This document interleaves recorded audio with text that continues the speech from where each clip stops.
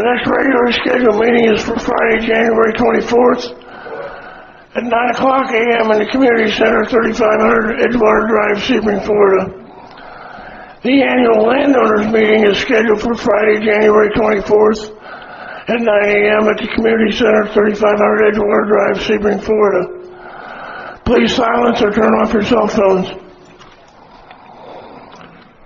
Consent agenda. The minutes of the Board of Supervisors regular meeting held Friday, December 13th.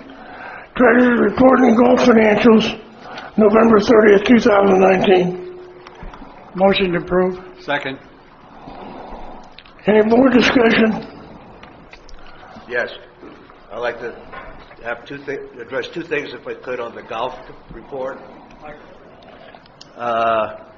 Earl's not here, but I guess, Mike, the first question I would have for Earl is we seem to be using this company Tee-Off Temps a lot.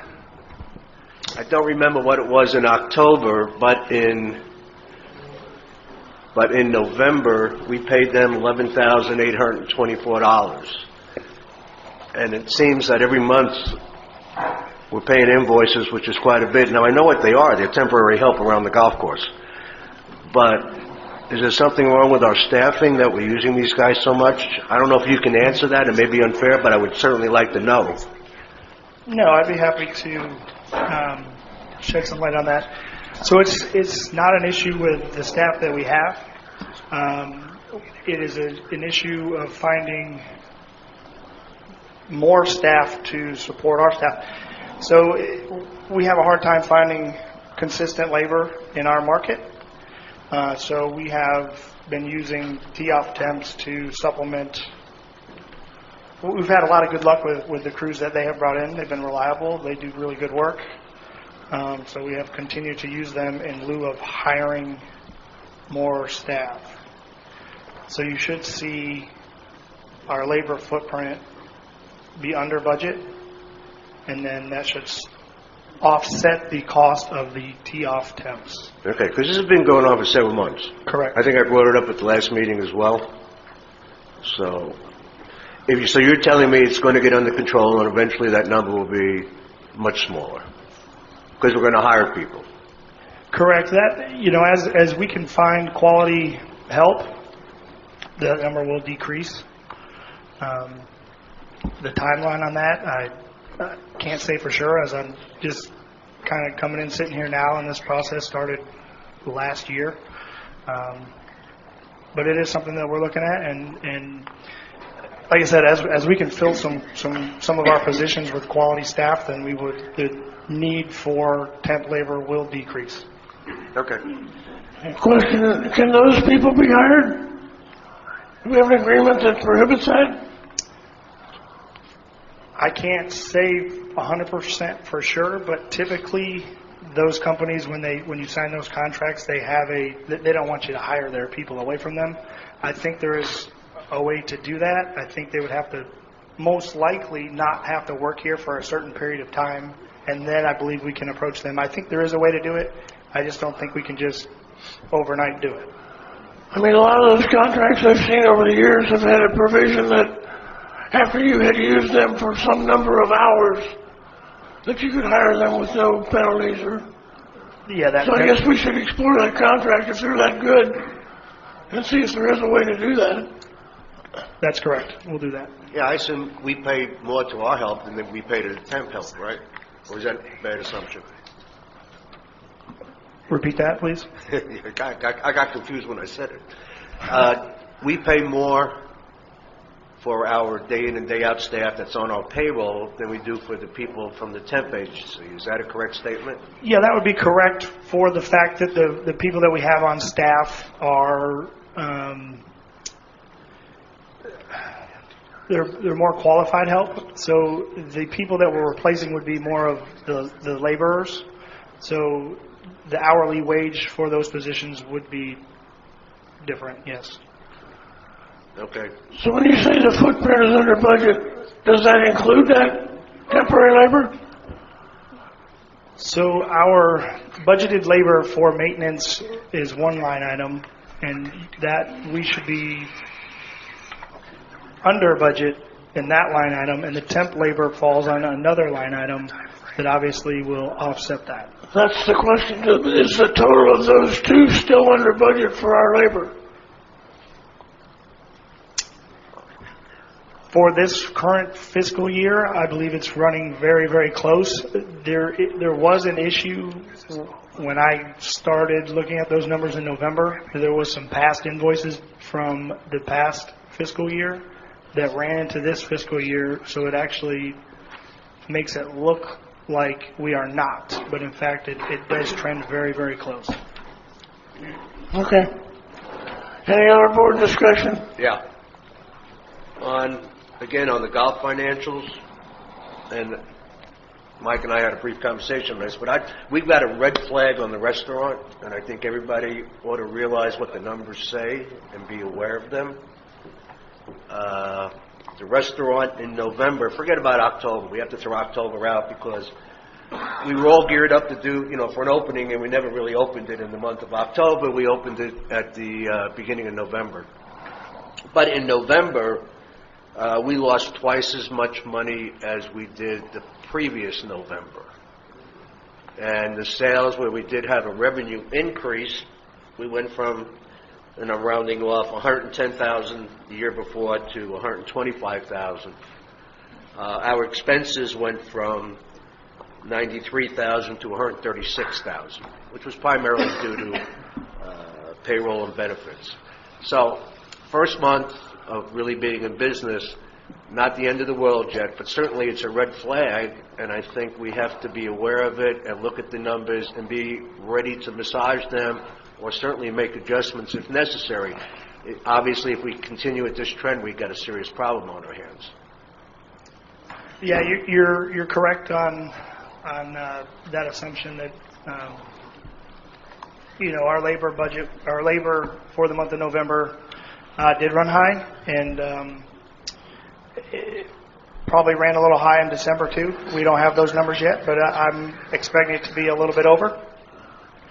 We have, there are a few reasons why labor was high. I mean, we've been trying to deliver a product that everybody can approve of. So, we've had a lot of training.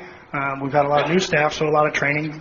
They have to do alcohol training, food handling, service training, plus just service training in general. So, and with hiring a lot of new people, I'm sure if you're over there, you see that there's been some turnover. So some of those employees worked out, some didn't, so we had to hire some more.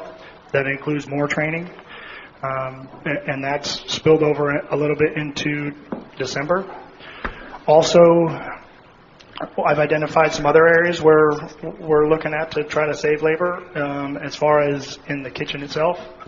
I got to tell you, Mike, you may have the labor number right.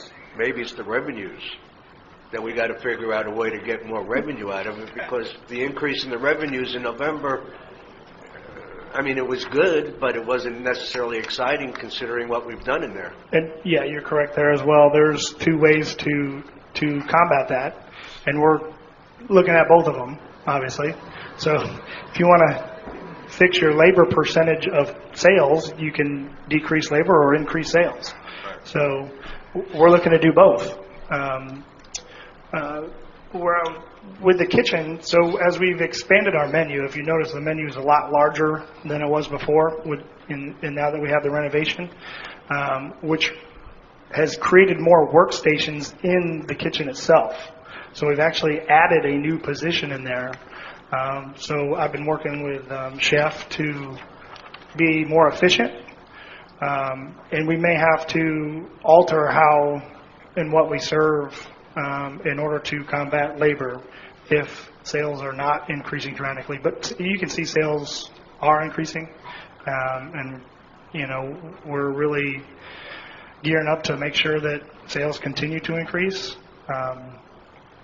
So I believe you will see that corrected as we're going forward, January through the rest of the year. At this point, it's just a red flag. It's just a concern. Look in 2 months from now, if it's still this way and still trending that way, it's going to be more than a concern. But I just want to make sure that you're aware of it You're on top of it. Certainly anything that you need from us as the board, you should come to us. We'd be more than happy to help you out as where we can. But it's got, I mean, we have to turn it around and get a little bit better. That's my point. Correct.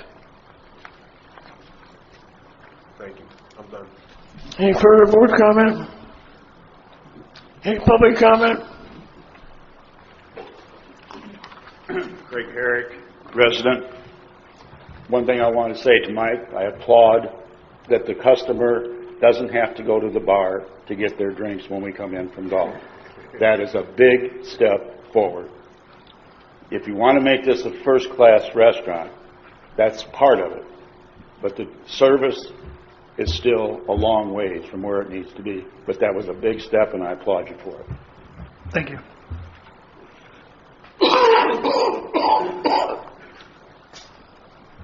Tom Costi, resident. I just want a little update. Last night at 7:10 p.m., I went by the clubhouse, and I looked in the window and counted. There were 6 people, customers, sitting in the restaurant. Thursday night, 7:10, Highlands County, with a beautiful new ad flashing on one of those electronic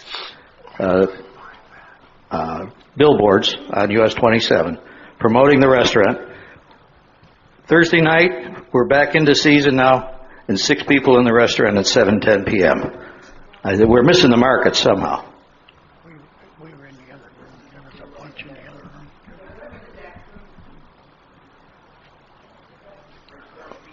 Yeah, there was just to update. I don't want to argue with Tom, but there was. We had a group of 10, and there was 30, 40 in the banquet area. So, yeah. So. Any further public comment? Chrissy? Supervisor Gilpin? Yes. Supervisor Hoteling? Yes. Supervisor Brooks? Yes. President Branson? Yes.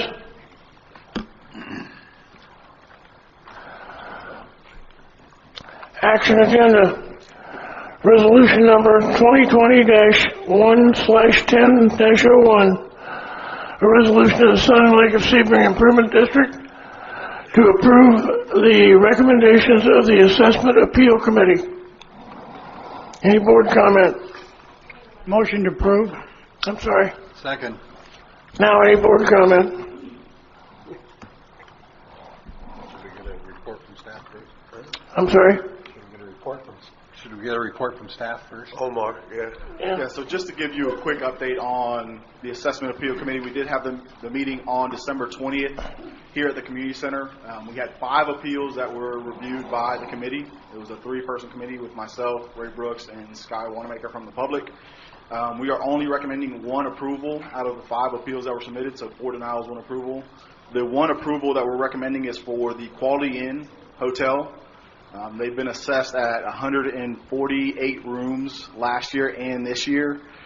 Looks like they've done some renovations and combined some of their rooms into suites. So they've taken 2 rooms and combined them into 1, which now gives them a total number of rooms of 126.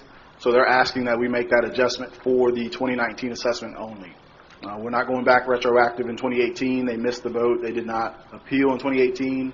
But for 2019, they're asking that we make that right. And which comes out to be about an $8,400 adjustment to their 2019 assessment.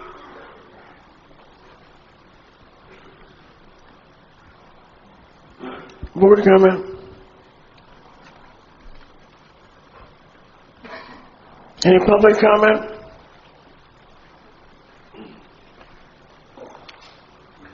Did someone make a trip over to, they asked about reducing the number. Did anybody make a trip to a physical inspection to make sure that's what happened? We did. So in 2018, they were at full capacity, which was the 148. So there was no reason to make a trip because we were billing them for every single room that they had.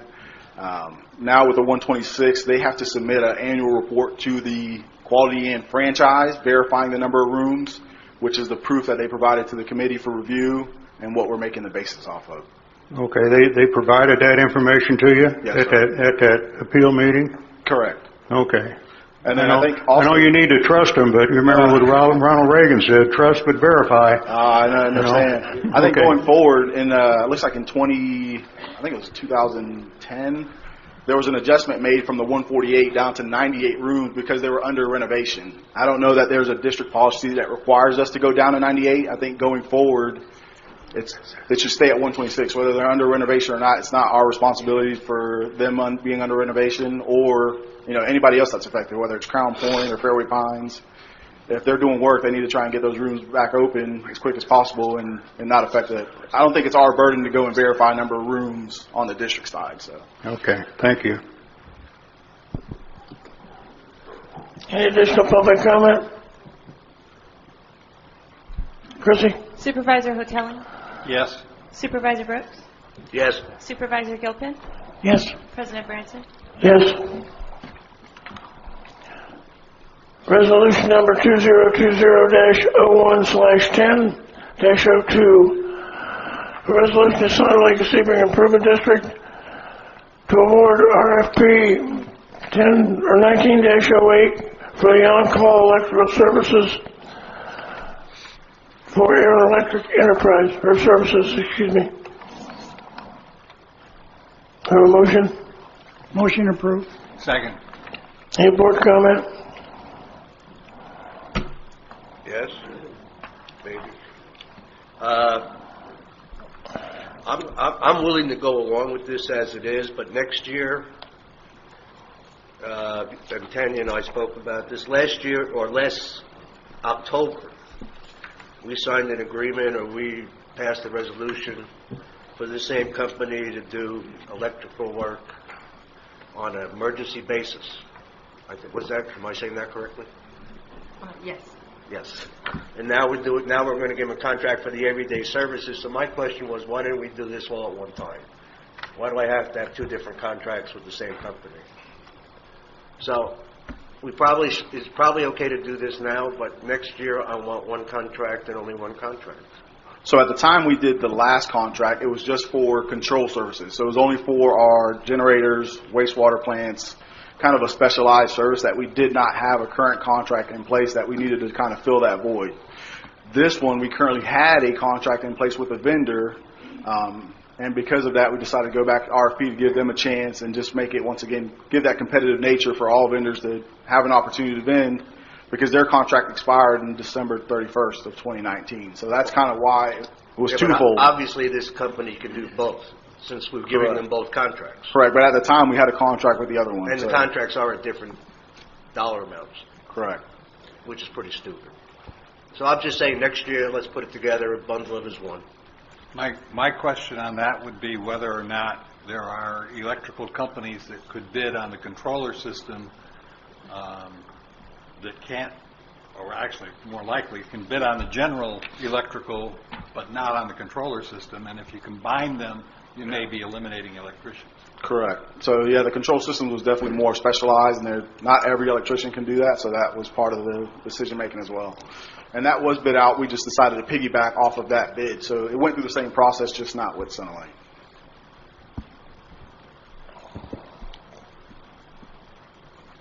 Any further board comment? Any public comment? Chrissy? Supervisor Brooks? Yes. Supervisor Gilpin? Yes. Supervisor Hoteling? Yes. President Branson? Yes.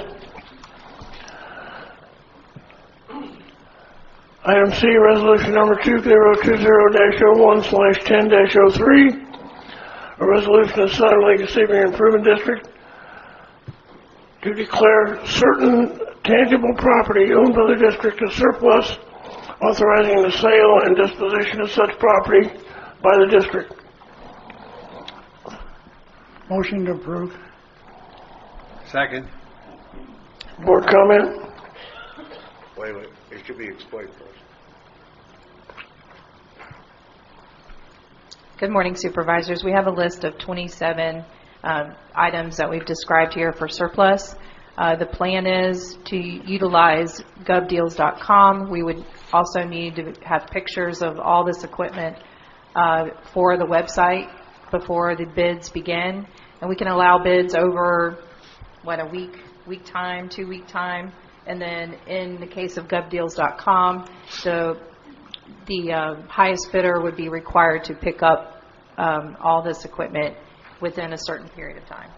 So the responsibility falls on the highest bidder. In the event that we cannot, I don't know if that's the case yet, but in the event that we cannot list all these items, of course, we would go to inside auctioneers if there's something that I don't know in particular, but we have utilized Insight in the past. So, Did we find out about the exercise equipment? I did not, I'm sorry. That was something else. Does anybody know where the exercise equipment is?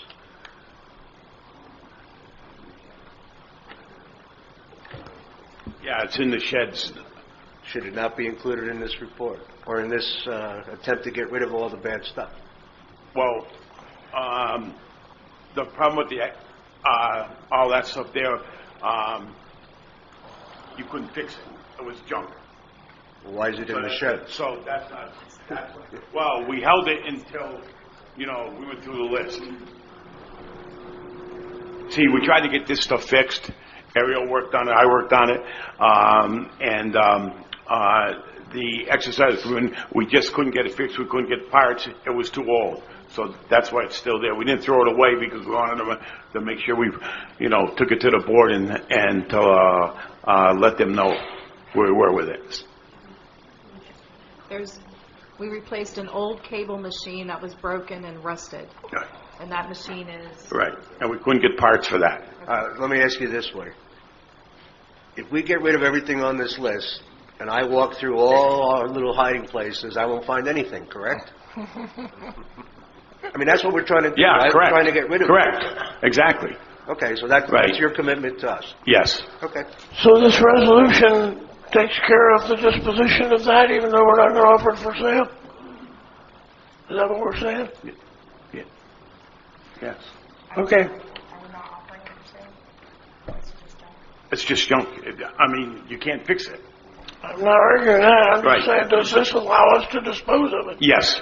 All right. Yes, exactly. Any further board comment? Any public comment? Chrissy? Supervisor Gilpin, Yes. Supervisor Hotelling, Yes. Supervisor Brooks, Yes. President Branson. Yes.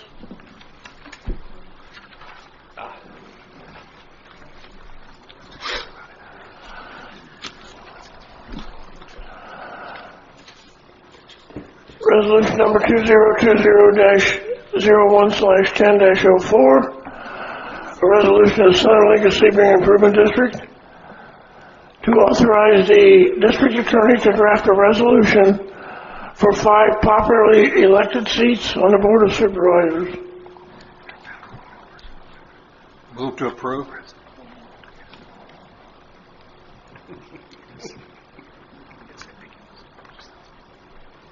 I'll step down a second.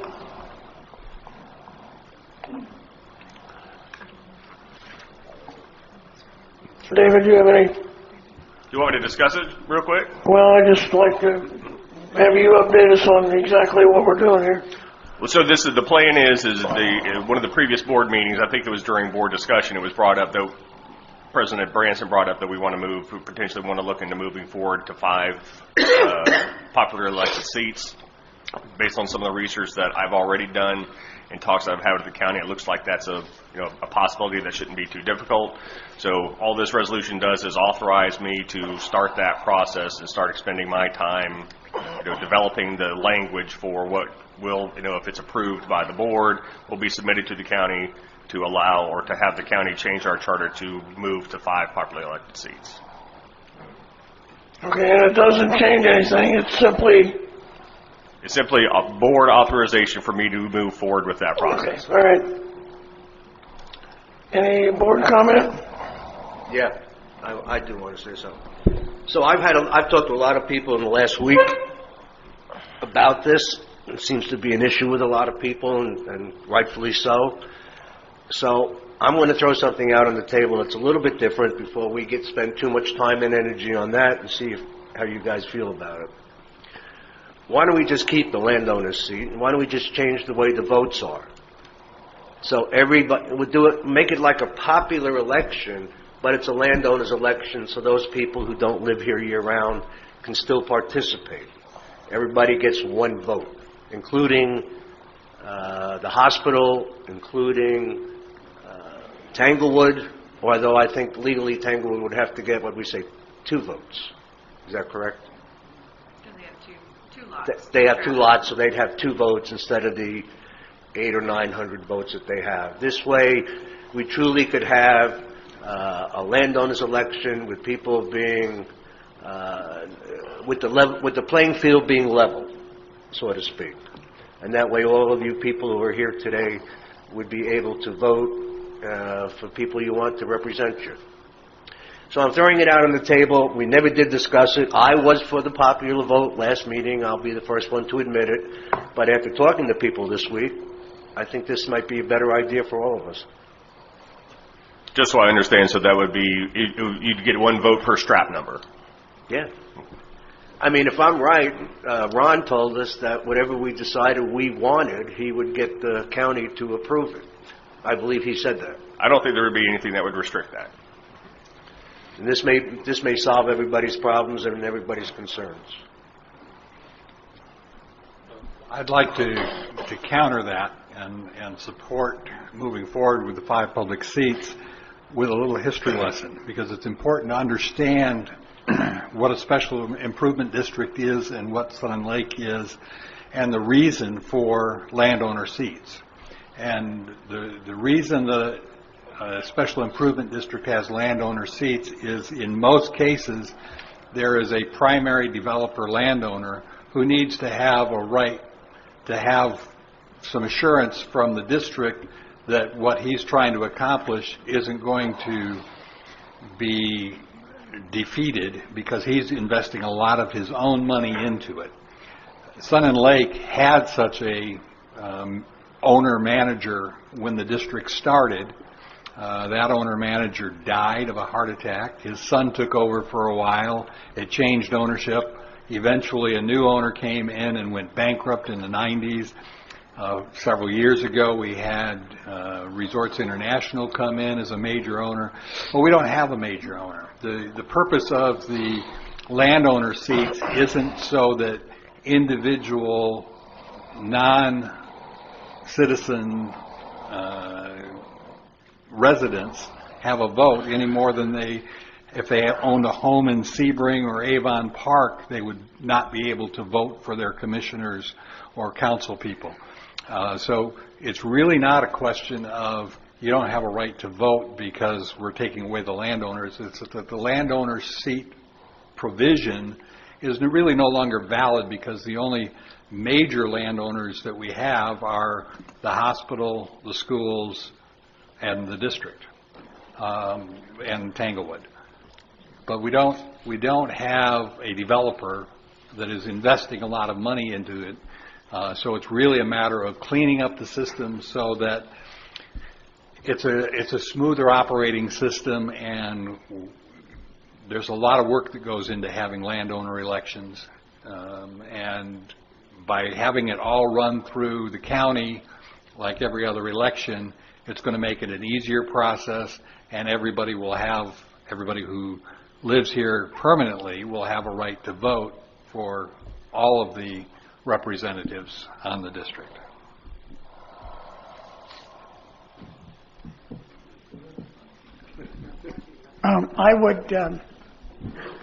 I'd agree with Ray. I mean, I have no problem with Tanglewood or the hospital getting 1 vote, but I too wasn't sure what I'd do a month ago, but after talking to a lot of my friends, and I see them here, and phone calls and everything else, I kind of think I'd like to keep the landowners and make it 1 vote or 2 for Tanglewood and 1 for the hospital, and I just think it makes sense. A lot of people have a lot of investments here that aren't full-time residents, and the least we can do is make them feel like they're part of the community. As a matter of fact, some of them are more involved in the community than I am myself, just financially. So I'd agree with Ray, and I'd hope that the board would go along with that.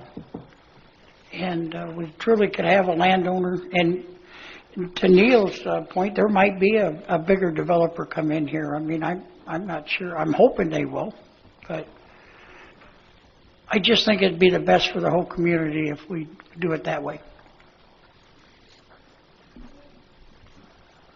Given that David feels it's doable from a legal perspective, I don't have an issue with going that route. I guess the question I have is, do you still have to move to January to have that piece of the process include the snowbirds who don't get down here till January 1st? Or can we arrange it so they can vote absentee ballots? And because there's two issues with the way we do it today. Number one, it's a very cumbersome task for the district. And number two, there's expense involved because we have to hire specialists, if you will, to come in and conduct the election for us. We don't have our own people to do that sort of thing. So if we could combine those with the November event somehow, that would make it even more sensible from my perspective. I have no issue with the Canadians and the snowbirds retaining the right to vote. I think that's fine. Well, I mean, basically what we're talking about is changing the charter. So right now, the landowner election or the annual landowner meeting takes place on the fourth Friday of January. So all we would have to do is, amend the charter to make it whatever. I don't know if we would say the fourth Friday in November, or if we just have to define what the dates, what date we want to have that landowner meeting, the annual landowner meeting. The expense is still going to be the same wherever you do it. There's no expense. If we're going to run our own landowners meeting or balloting, voting, then the expense is the same whether we do it in November or January. That's exactly right. So that's fine. I'm willing to spend the money to do something right. Are we talking about keeping 2 landowner seats? Having the board set up the same 3 popular 2 landowner? I mean, I didn't know how everybody could receive it, so I wasn't sure how far to take it. I mean, if it was me, I'd leave it just the way it is. Yeah, me too. I mean, this last election, no, I don't want to say anything. Sorry. Okay. We can't hear it. I decided to retract what I was going to say. Sorry, it was bleeped out. Well, then I guess what we'll need some kind of motion to amend this resolution to have it what the board, because that's all I'm looking for is direction on what you want me to draft.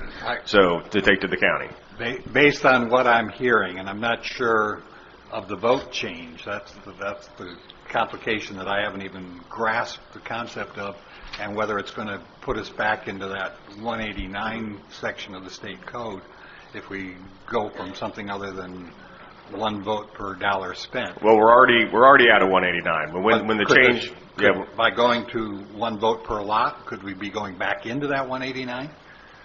I think 189 is 1 acre, 1 vote, if I recall correctly. Yeah. So I mean, I'll do a little bit of research, but based on my understanding is when we went from 1 lot, 1 vote to $1, 1 vote, we brought ourselves out of 189. Arguably, we were out of 189 when we went to 1 lot, 1 vote versus 1 acre, 1 vote. So I think we just make it clear to the county what we want. The county controls how we operate.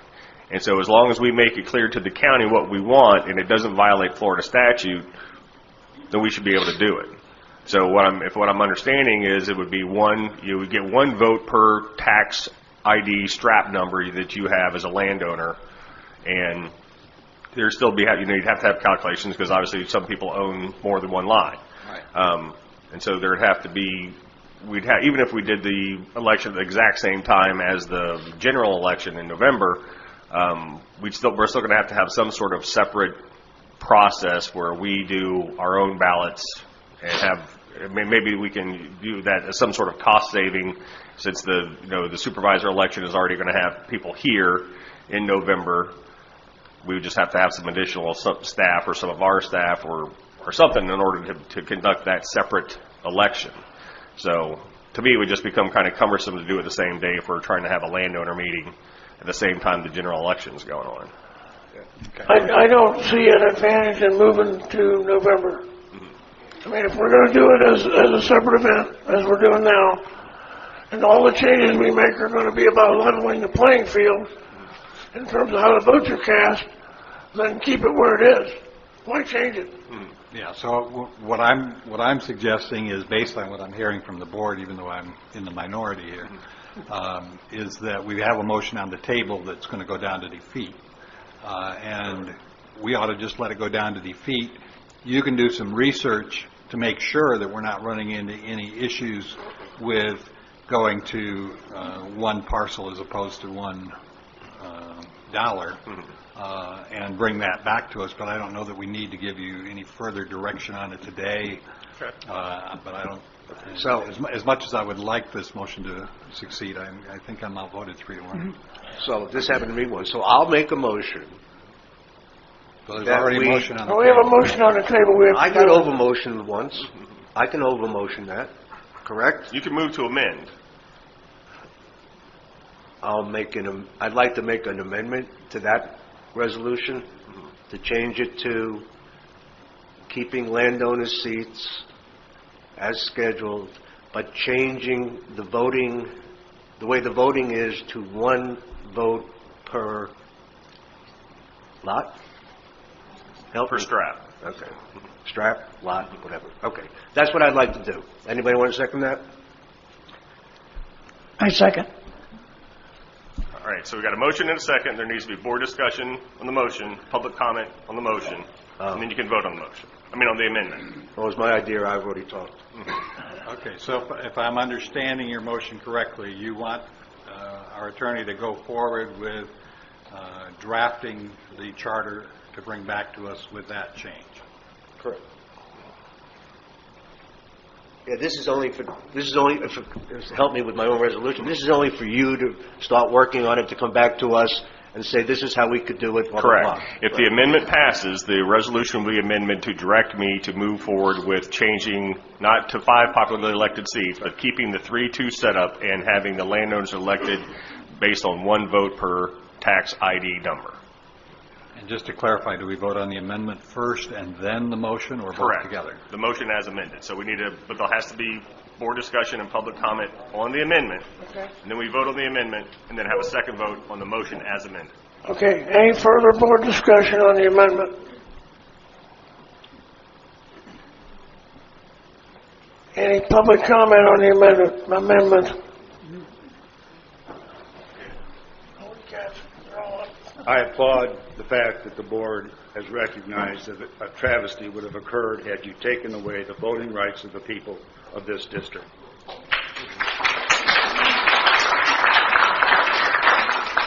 I would, if you really, truly are talking about leveling the field, and I don't want to make this more difficult than it already is, because I think this is at least a step forward. If you truly want to go to a level voting field, why not all 5 seats be 1 vote? I don't know. Why does it have to be separate to where these people are excluded from that vote? That's the only thing. I applaud you moving in the right I direction. guess I don't understand your, If you're talking about making a level voting, a level field for the voting by going to a 1 vote per lot or tract, you also have 3 votes that are for popular votes that excludes these people from voting.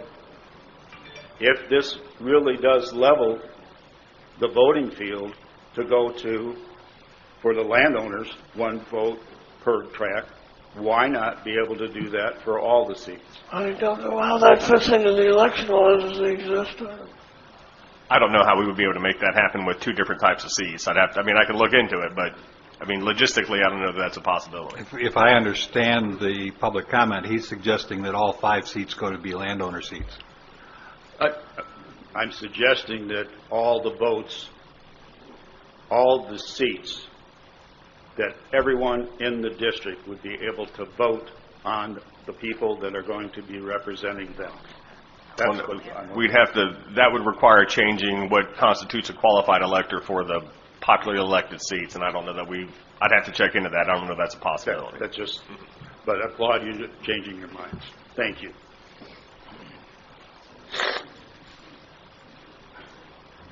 Dave Alvig, resident. That's what I was going to ask you, David. If you can you write that language and still be legal? I mean, as far as so what we're looking at here, and it was it's a pretty unique idea. I think you're still going to have 2 landowner seats, but they basically would be pretty much under the same thing as a qualified elector because. Almost. And the only thing you got a problem with is, I guess, either one lot, one vote, or one person, one vote. But the rules for a qualified elector, you'd have to rewrite the rules on the landowner. You still have landowners, but we won't have this 800-pound corporate gorilla that can, at a stroke of a pen, carry an election by, like Mike said, once you got that vote, you got it. I mean, there's no way to fight that, but this is a good way around that, and everybody gets their vote. But you're going to have to think it through. It's going to take some time, I think, to make it right, because in a landowner election, you don't even have to live in a district. You have to live in a county. Right. So that's another problem, that if you want to make it that people have to live in the district as well as having property in the district, then that has to be changed too, as far as a landowner, because right now a landowner doesn't have to live in the district; he just has to own property in the district. Right. So it's not going to be as easy as you think to put the thing together right, but it's a good idea if you can make it work. It's fairer. Yeah, I think and that's so. all I'm looking for. Because I had a lot of stuff prepared going the other way because you know, I don't, and don't look like you guys are backing down from what you said, because all 4 of you guys said, yeah, we're for it. And I know we were going to get some resistance today, and I was just, hopefully you wouldn't back down for it, because what we need to do is protect ourselves from this corporate giant that could come in there and just basically control 40% of the board without any problem. So, anyway, thank you.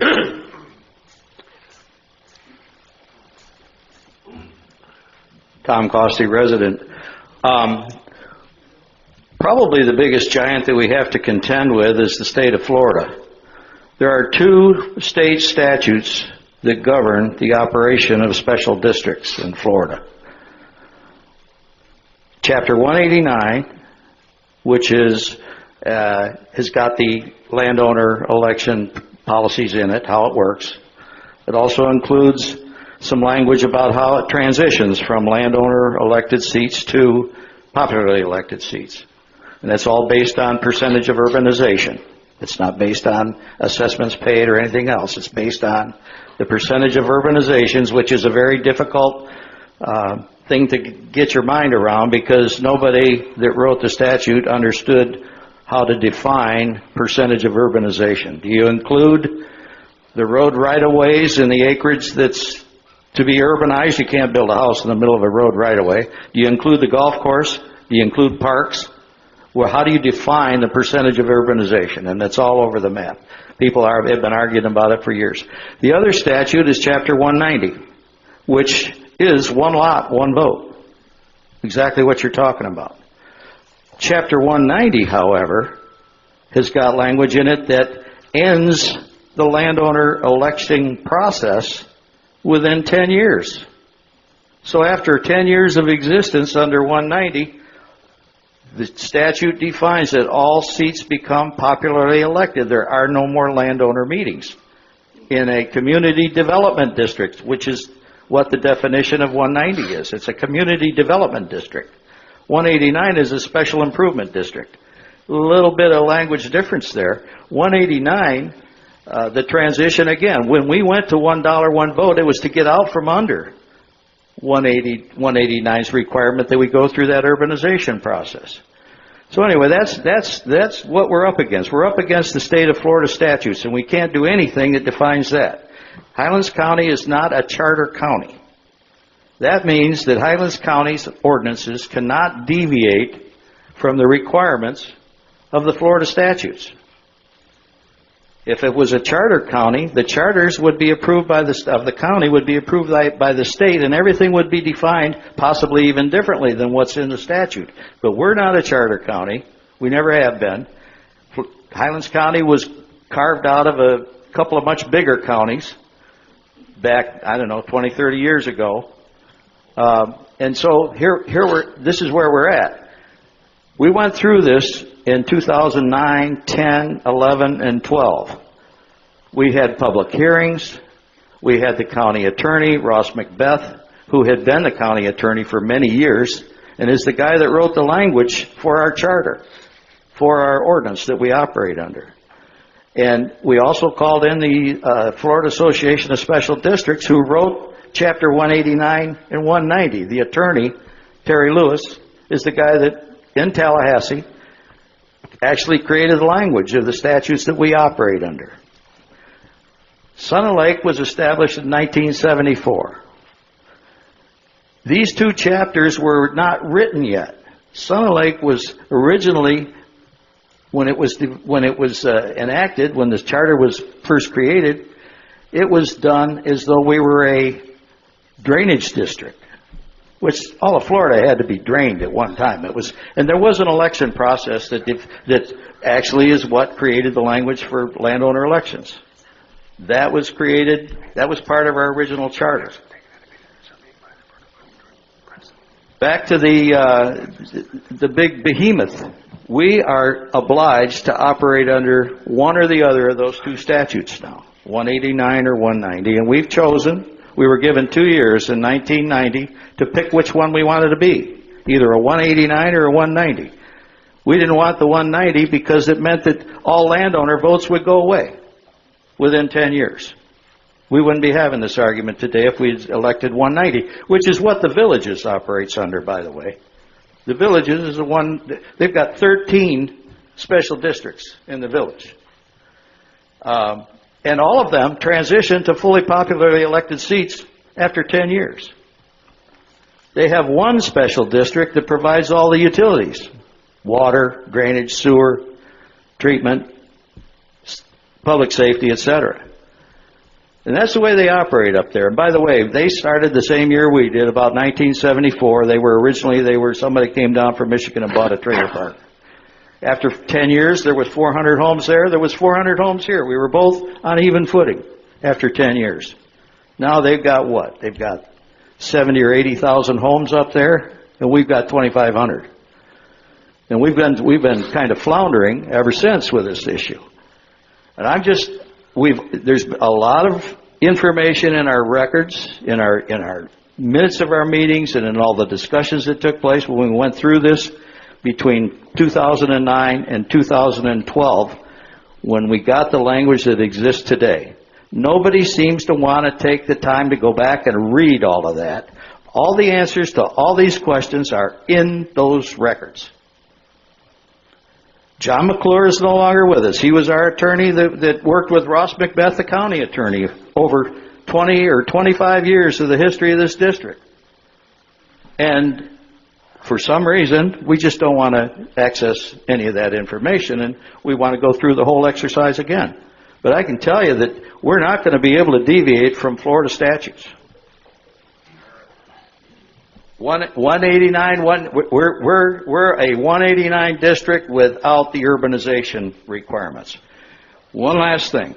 I understand we're talking to our friends.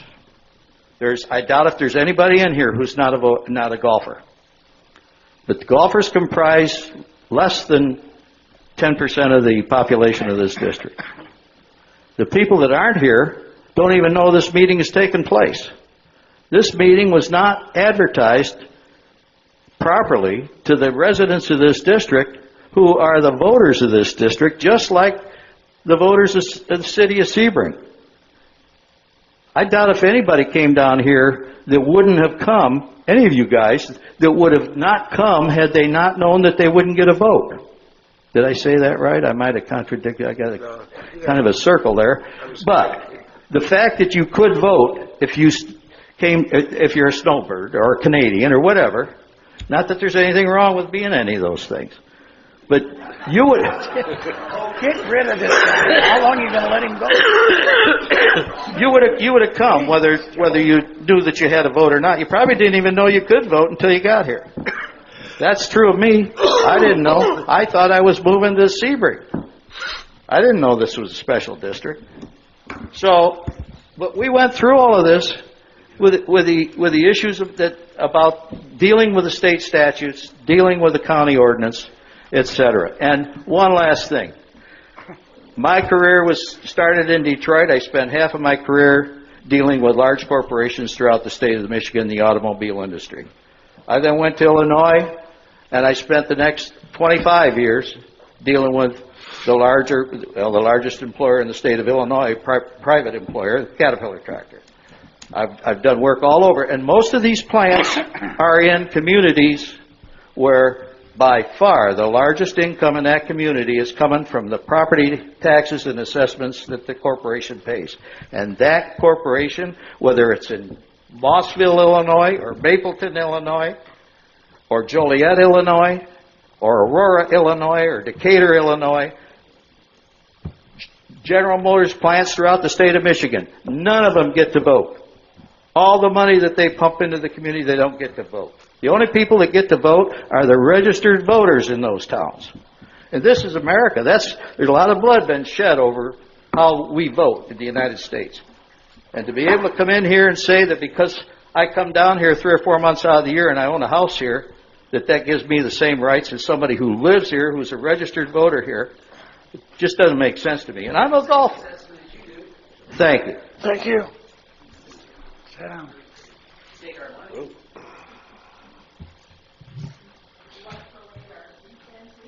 Sun and Lake is an Name, please.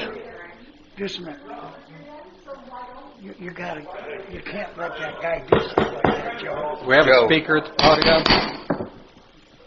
Sun and Lake is an independent special Frank, district. your name, please. Under the auspices of 189, Florida Statute 189. We need you to give your name first. Frank Guglielmi, resident. Okay, I've been on the board. Thank you. I was on the board when we went to the third seat, which we were not entitled to. Let me give you an example. We have 14,621 lots in the district, okay? At the time when we went to the third seat, 3,313 housing units out of 14,621. But we got the third seat anyways because we wanted to take the control away from the large end owner, which, as far as I'm concerned, was not viable. We should have never done that, but we did. At this point, this is a special district which gives a vote to every person that lives here, every landowner. Now, at the time, Tanglewood, we gave 1 vote per acre. Things have changed. I don't know when they would change, but I guess they go by dollars now. Is that true? Correct. Which I think is kind of ridiculous. Because if you go by 1 vote per acre, Tanglewood's influence would decrease greatly. Right. I think we should go back to Statute 189 and go by 1 lot, 1 vote. The people that live here that don't, the people that come here but part-time own property here. It's probably, we have the most, Florida Statute 189 is probably more democratic than any other system that we have. If you want to go 1 vote per person, then incorporate. Become a village or a city or a town. And that's the way we should change it. Thank you. Thank you. Any additional public comment? I do have one other concern that we should probably, just real quick, down the road, I think we have, if we were to maintain landowner seats, we have to look at the whole process behind it, and really rewrite the rules on how to hold a proper election, where there's adequate time for people to be informed of the seats that are coming up and when they have the ability to register. I think if we have several candidates, they should be invited to one of the board meetings to make a presentation to whomever might be interested in supporting them. I mean, there's a lot of things I think that we have to look at that we, for whatever reason, we haven't done. And I know this is the first election I think that we're actually going to have in quite a long time. So we're learning a lesson here that the way we're set up to hold an election may not be the correct way. So I think down the road, and I'm going to bring this up, we should have a workshop or something to get our ducks in a row and hold a proper election if we continue to have a landowners election. So now I'm done.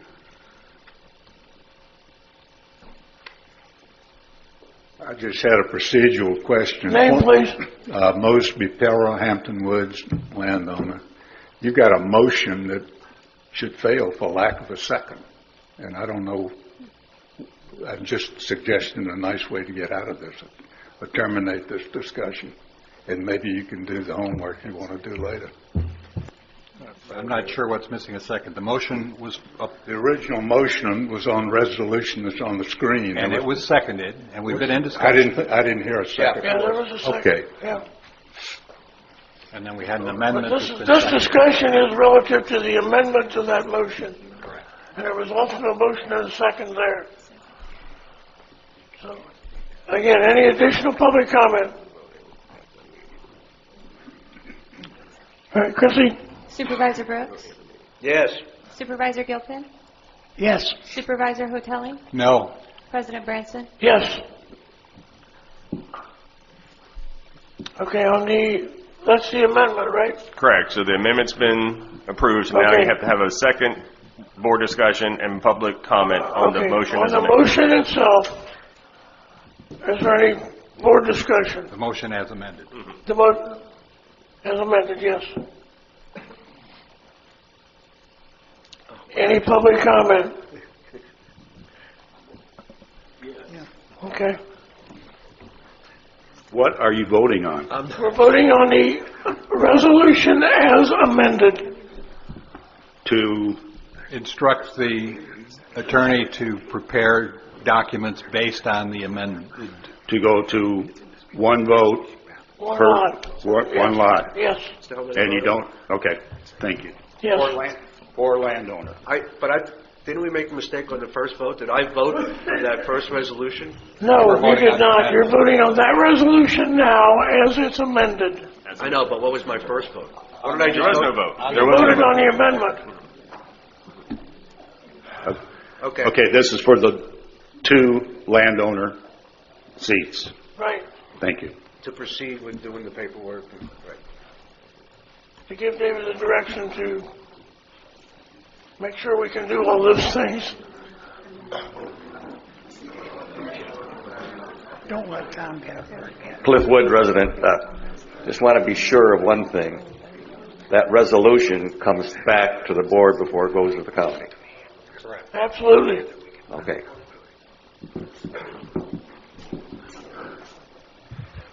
Todd Costy, resident. In the past, whenever we've had language like this made up on the fly, the attorney or the secretary always read the wording that you're voting on so that everybody realizes the language and what's being done. So could either the attorney or Chrissy, the secretary, please read the wording of what's going to go in the minutes as exactly it's going to be voted upon. I think I'm confused. I don't know if anybody else. Okay, I think I've got it. So there's going to be a resolution of the Sun Lake and Sebring Improvement District to authorize the district attorney to draft a resolution moving to 1 vote per tax strap ID number for landowner elections. And that's the language of the amendment. Correct. Okay. Just to be clear, the resolution is for the attorney is instructed to confer with the general manager and the attorney for Highlands County in developing amendments to the district charter in relationship to, yeah. One vote per tax ID number in landowner elections.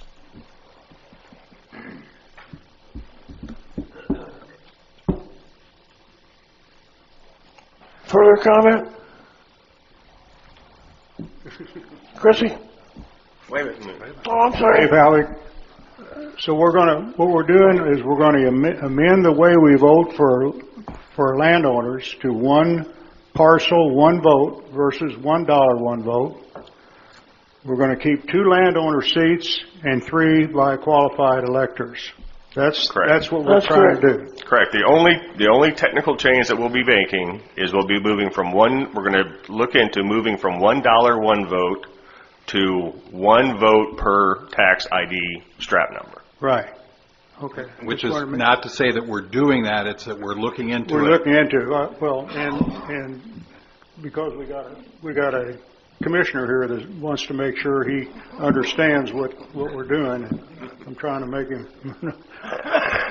Let me ask you a question. That also probably needs to be tied in, if we can, to the November election cycle, because these landowner elections are a mess. I mean, everybody wakes up one day and changes the rules. I said we're going to have to sit down and have a workshop or something, form a committee, so that in future, when we have landowner elections, they run in a lot better manner than this one has run. I think we all agree that this one, because it is what it is. So it has to be corrected, yes.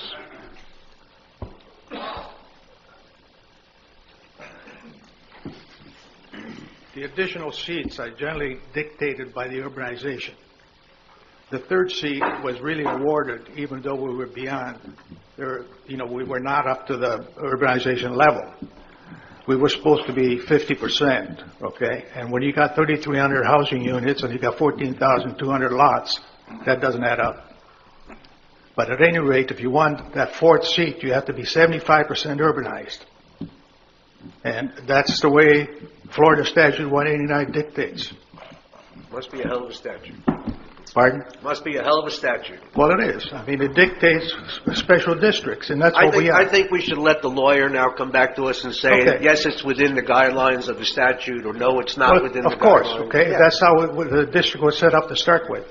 So, I mean, we're only dealing the cards that we got.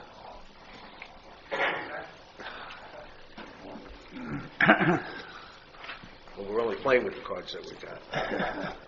That's not a full deck. Any additional comment? Chrissy, I think. Supervisor Hotelling? No. Supervisor Brooks? Yes. Supervisor Gilpin? Yes. President Branson? Yes.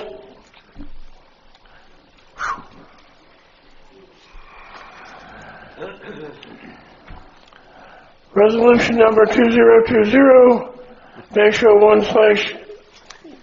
shouldn't that be 10-05? A resolution of Salt Lake Sebring Improvement District to approve the revised ballots for the landowner election and an affidavit of ownership for the January 24th annual meeting. Move to approve. Second. Board discussion.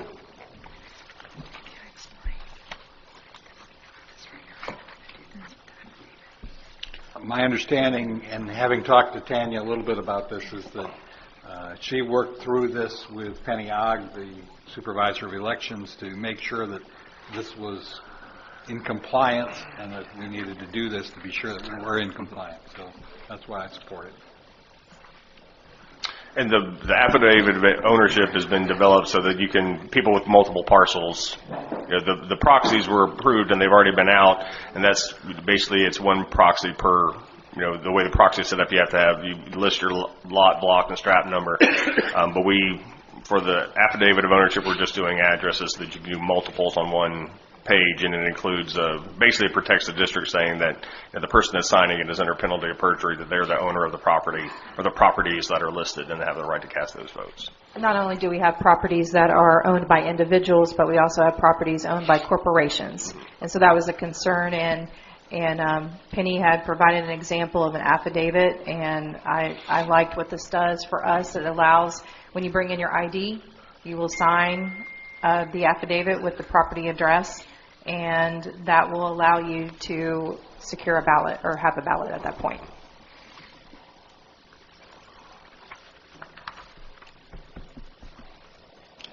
Any further board comment? Any public comment?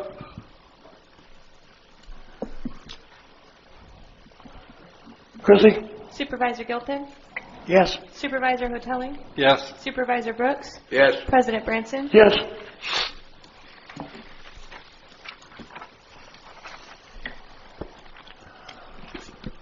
All right, item E, discussion of code of conduct policy draft.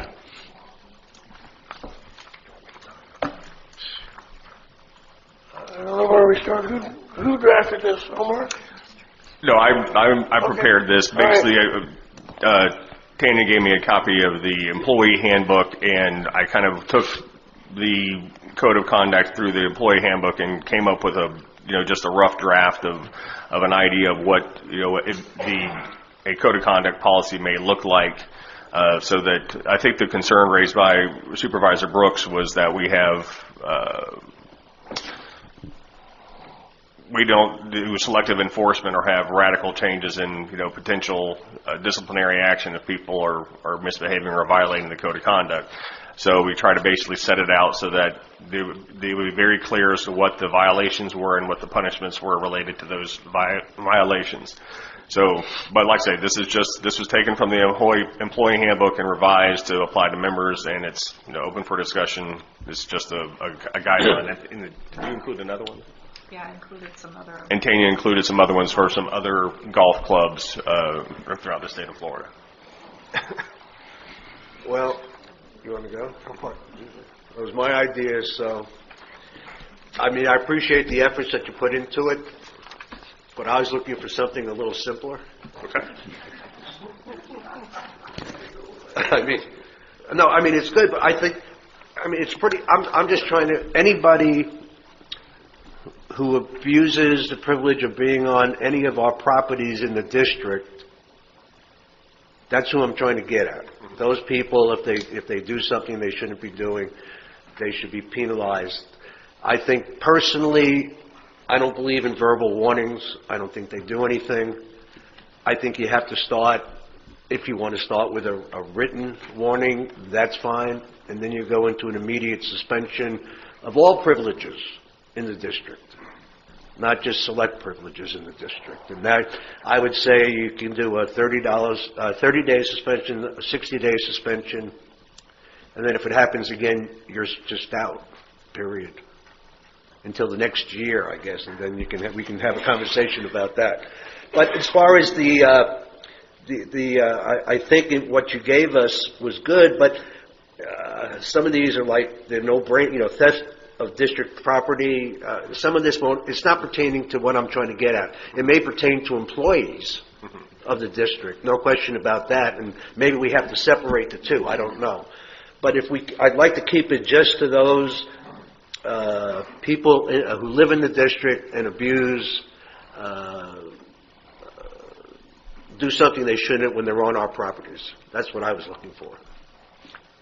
Just one of the other things that I thought about as a potential idea is if we want to form a disciplinary committee and make it completely, complaint-driven. I don't think personally, I don't think this happens a lot. But when it does happen, I think it has to be addressed, and we've been addressing it in different ways. And that's really my concern. There has to be a go-to, this is your first time, this is it. This is what you get. This is your second time, this is what you get. To go in front of a committee, if you want to have a little committee or put together a committee to come up with, what the offenses are, that I could be open to. But other than that, I think we've got to be cut and dry so that there's no doubt. Mike and his people over at Casper have to know what we want them to apply to people who misuse the properties. And that be it in the restaurant, be it on the golf course, be it in the community center here. So that's all I'm looking for. And this is well done, but it's an overkill, too much. Okay. And a couple of comments that I would make is that I think the succinct paragraph on the membership renewal is good. What I don't know is, not being a member, I've not seen the rules and regulations, so I don't know how much of any of this is in the rules and regulations. None of it. What I think we need to also be sure of is when we say using offensive language toward the public or district personnel, I would say we need to say or other communication, because you may not say anything, but you flip somebody off. That's aggressive and not appropriate either. Theft of district property, I'm guessing that was grabbed from the employee manual, but it should be theft of property, period, because we don't want them stealing golf clubs out of the other members' bags or something out of somebody's yard either while they're going around. And then it was interesting that your version had firearms and some of the other versions had illegal drugs. I think they both need to be there, so that we could simplify that just to say violation of any state statute or state law. Yeah. So I think those are kind of some of the things that jumped out at me. I think it's good to have a clearer policy. So I don't know that this is overkill. I do think that the other languages that we saw were friendlier. This is kind of abrupt, but I think if it were worked into the rules and regulations, which I'm gathering are probably friendlier, then it would all work out. But I think maybe a committee to formalize an amendment to the rules and regulations to put in some of these disciplines would be worthwhile. Just to note, if we're talking about forming committees, if there's any board members on the committee, it has to become a sunshine committee. So my recommendation, if you want to form a committee, would be use members of the Men's Golf Association, Women's Golf Association, people that aren't on the board, and let them kind of come up with the recommendation. I like you thinking on that. Well, I think we ought to get, where's the problem's been? We've had an incident here. We had an incident in the restaurant, several incidences in the restaurant. So I think you get the restaurant manager, or get Mike. The people that are involved with the incidents, I think you get Michael, Mr. Hurley, since he's been involved in several of them. They know more about it than the rest of us, so I agree with that. So if we're talking about forming a committee, and just as an idea, we could have a couple of district employees and a couple of members of the public? We're going to set up, I can bring back a resolution at the next board meeting to set up a 5-person, 7-person, however big a committee you want. Oh, don't make it that big. Control the size of that. I think 5 is... Yeah. I would think so. The other thing is, I don't want this thing to draw itself out like everything else here. Right. I'd like to get it done before everybody goes back up north. I just have a couple comments. I don't agree with Ray's one comment relative to this applies to residents. It applies to anybody that walks in our facilities. Right. So the other thing is this needs to be clear in every area as to how it's administrated. Mike and his folks are certainly not responsible for what happens in this building. So we need to spell that out. If it's on the golf course premises, it's Mike's baby. Yeah, if it's on the racquetball or pickleball courts, whose is that? That's another good point, because I was just looking at this through a membership standpoint. But obviously, that if we have people in the public that are misbehaving, we've got the ability. We're a public facility, but we still have the ability to no trespass people from our property if they're coming on and causing problems. So, and those people can also be members of these amenities. Correct. Correct. So we'll at least need to include that. Yeah. That's fine, but I just want the penalties to be the same across the board, because I don't want somebody to come in and say, hey, this guy did this in the community center and he only got this, and look what you're doing to me for what I did. I want to try to avoid that too. Yeah. So the penalties should all be the same. Gotcha. And be consistent. Be consistently applied. Correct. So yeah, I'm fine with some kind of draft resolution that kind of incorporates all those thoughts, and we got to start somewhere.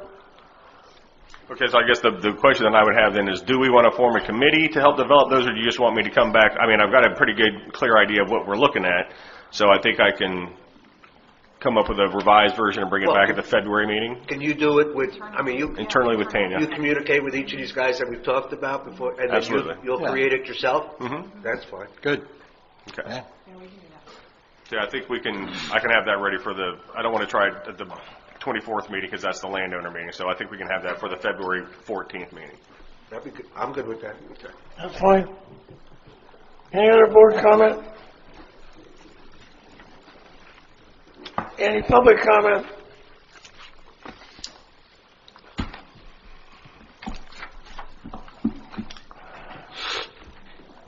Okay, any add-on items? None. Petitions and communications? None. Staff reports?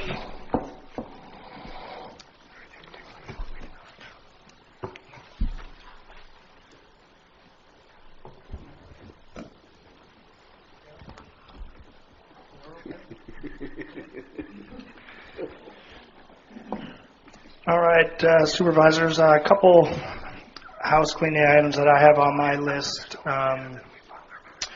First up, we have in our policy manual that if we have golf tournaments that have outside catering of food, that we need to bring that through the board.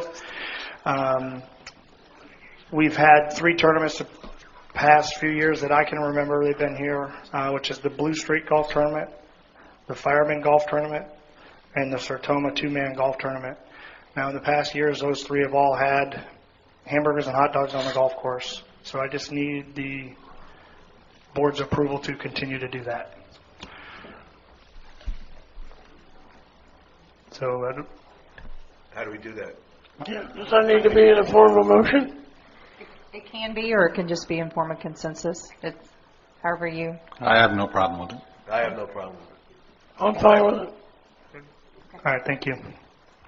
Also, in our policies, if we have a golf tournament that wants to use both golf courses in the months of January, February, and March, we need board approval. The Chen Dental Golf Tournament, which has been here for several years, last year they had 144 golfers.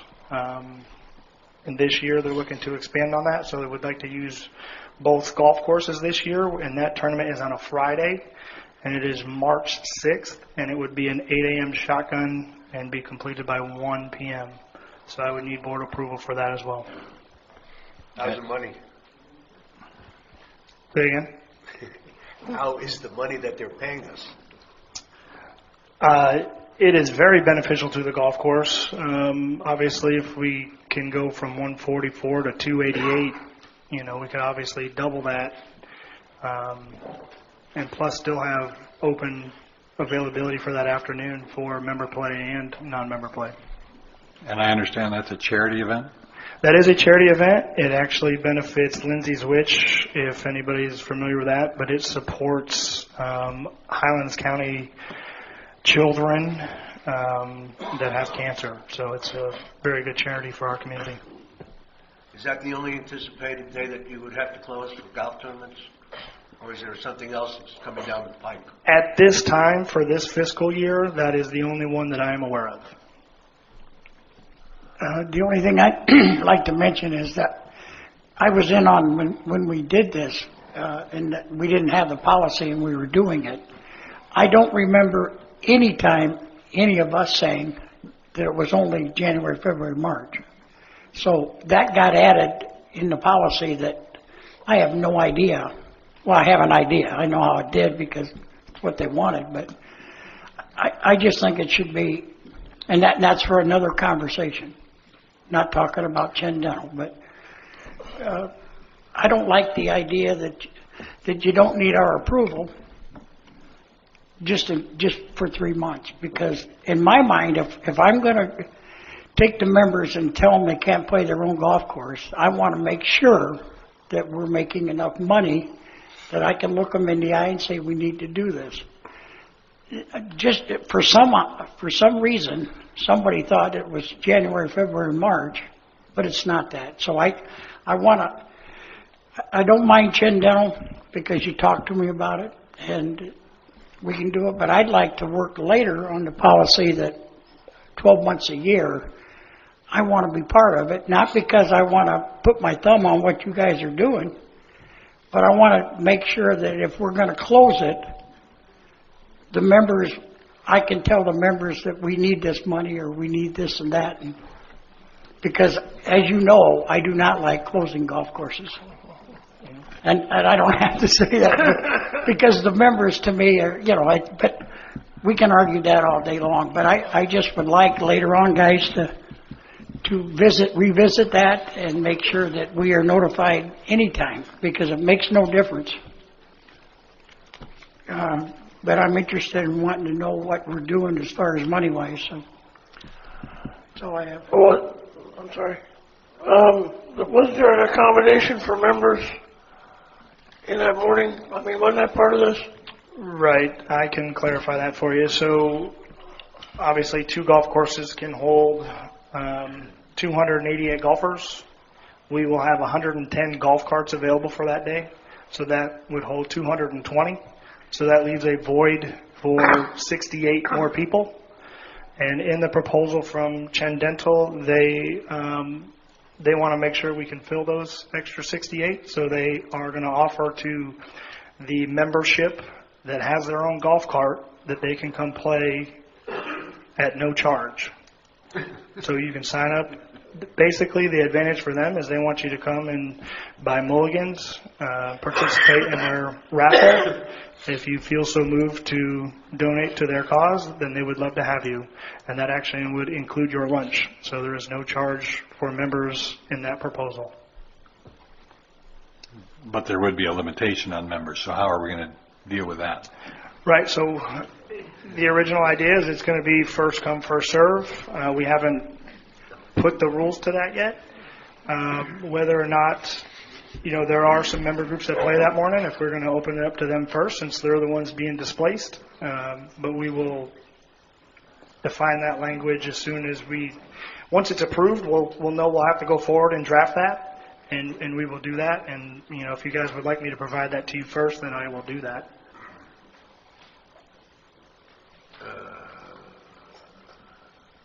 It was fine until the end.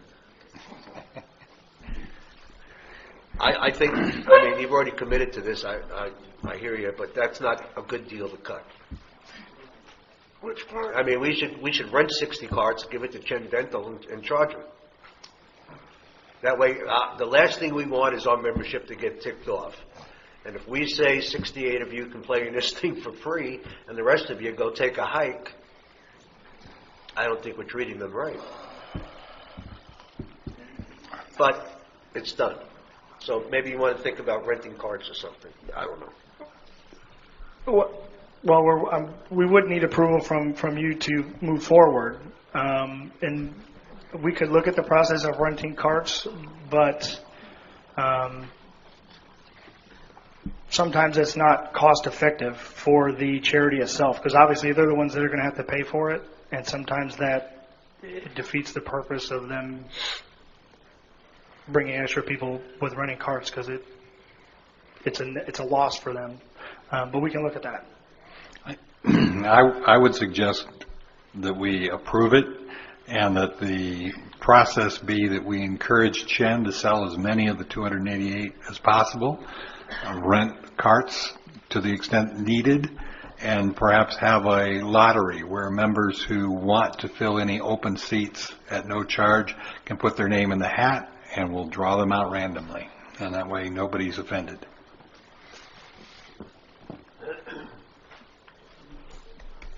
I think that makes sense.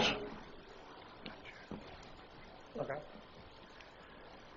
All right, so what do we do now? So is this something we can do by consensus again? Yes. All right. Ray? I'd like you to figure out a way to take care of the members as best you can. But, yeah, I'll support you doing the event, if that's the question. I agree. Me too. I agree. All right, thank you. So we'll discuss the process for the member signups for that, and I'll make sure you guys are aware of that process before we implement it. Just a couple other updates. I gave you a membership update in last meeting. There really was, I mean, we probably had a couple more members sign up, but it didn't affect the overall numbers that I gave you last time, percentage-wise. But I thought you might be curious to know how that's affect our daily play. So I ran some numbers for the first quarter. So with the membership numbers being up, we're actually through the first quarter, member rounds are up 1,500 rounds. So that's quite considerably up quite a bit. Public rounds are actually down about 600 rounds. I'm assuming that's a pretty well direct correlation that those folks that were public rounds last year are now member rounds this year. So most of that I would say is direct. I would say there's probably a small indirect correlation there as, you know, as members are playing more rounds, there's less tee times available to the public. So that's my consensus on that. Just wanted to let everybody know that the blinds for the restaurant were ordered, you know, before the new year, and they should be arriving soon. So we're expecting installation here within the next couple weeks. So we are eager to get that completed. I'm sure everybody else is too. The acoustical issues, really working hard at trying to come up with some stuff, and I'm definitely making some gains there. I'm hoping that I can bring to the board a proposal hopefully in February. The struggle for that is trying to find, there's kind of two different ways to look at it. I found two companies that do the process from start to finish. They come in, measure, have the product, install the product. And all the other 8 to 10 that I've called sell the product. So I would have to find somebody to install it. So the hang up there is I want to make sure I have you 3 quotes that are apples to apples, start to finish. So I'm trying to work out that third option. And I'm working with Tanya. We'll make sure we have that. And my goal is to have that for you hopefully in February. And that's all I have for you guys today. You have any more questions for me? I have one. Upgrades and downgrades and memberships. How are those? Are they offset or are they significantly in any direction? So with the report that I gave you last month, I didn't bring it back with me this month. There's been no change to that. There was several upgrades and several downgrades as there is any year. Whether that be from like a full member to a full family member to a single member. I didn't bring those numbers with me this time. It's basically identical to last month's. If you'd like me to follow up with you after, I can do that. Okay. Any other board questions?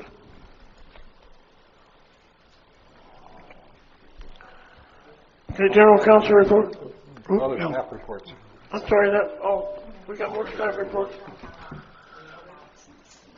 Go ahead, Mike. Next.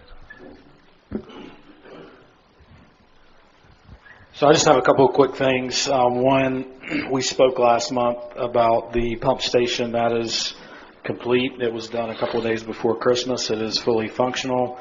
For the first time since I've been on property, we've been able to actually use a jockey pump on Deer Run. So that's we're glad to have that behind us. And I had stated in Green Committee the other day, but I'd like to thank the board for allowing us to do that project because the old station was viable. It did work. It just didn't work the way it was designed to work. So I appreciate you guys.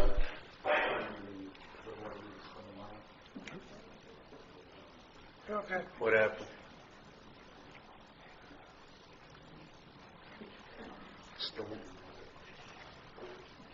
Chris? That's all right.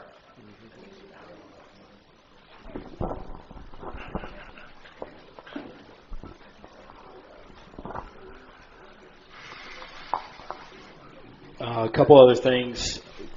Mike's Mike's contractor will be working on number 14 Deer Run, the lift station, next Thursday.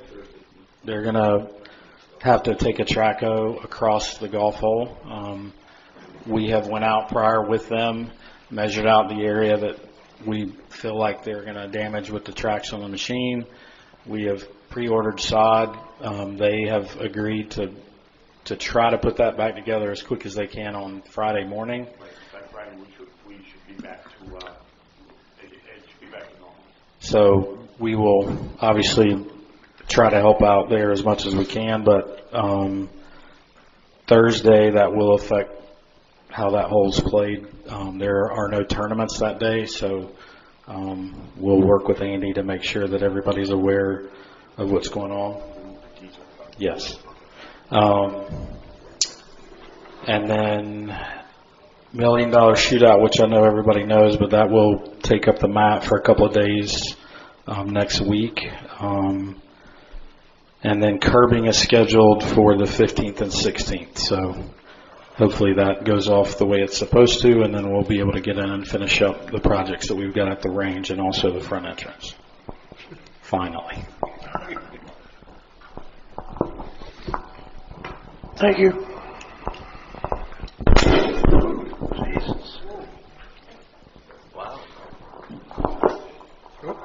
That better? I just have a couple things. We did 300 watch orders last month.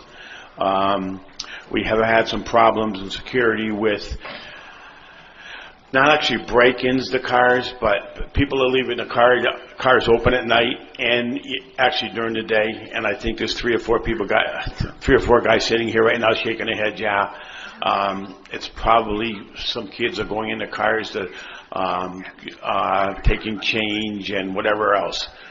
And we're urging everybody to start locking your cars at day, nights, whatever, because we don't have a clue who it is. Usually we have an idea of the area, and it's the ABC streets and even the preserve. We've been dealing a lot with that. The other thing we're dealing with is hogs on Granada. And I think there's a few people in here today are here for that. Right now, we're in the process. We have 2 trappers that are working the area. Since back in August, I think they've caught over 50 hogs. The problem is they have 3 litters a year, and they could have 8 at a time. So we found, they've caught babies. They've caught hogs up to 350 pounds. So the other problem is we have some people are feeding them, or they're not feeding the hogs, they're feeding the deer or the raccoons. Well, the hogs don't notice the food's not for them, so they're eating it too. All right? So we have to address that. But I've gone out and got some prices on Granada. Tanglewood did the same thing a few years ago. They had the same problem. They put a fence up. Drew and I went out there, it was yesterday, and we kind of measured the area and kind of, so in order for us to put a fence, it's going to be between $30,000 and $40,000. It's over a mile worth of fencing. It's the only way we're going to actually keep the hogs out of the backyards. It worked for Tanglewood, it'll work for us, but we got to come up with the money.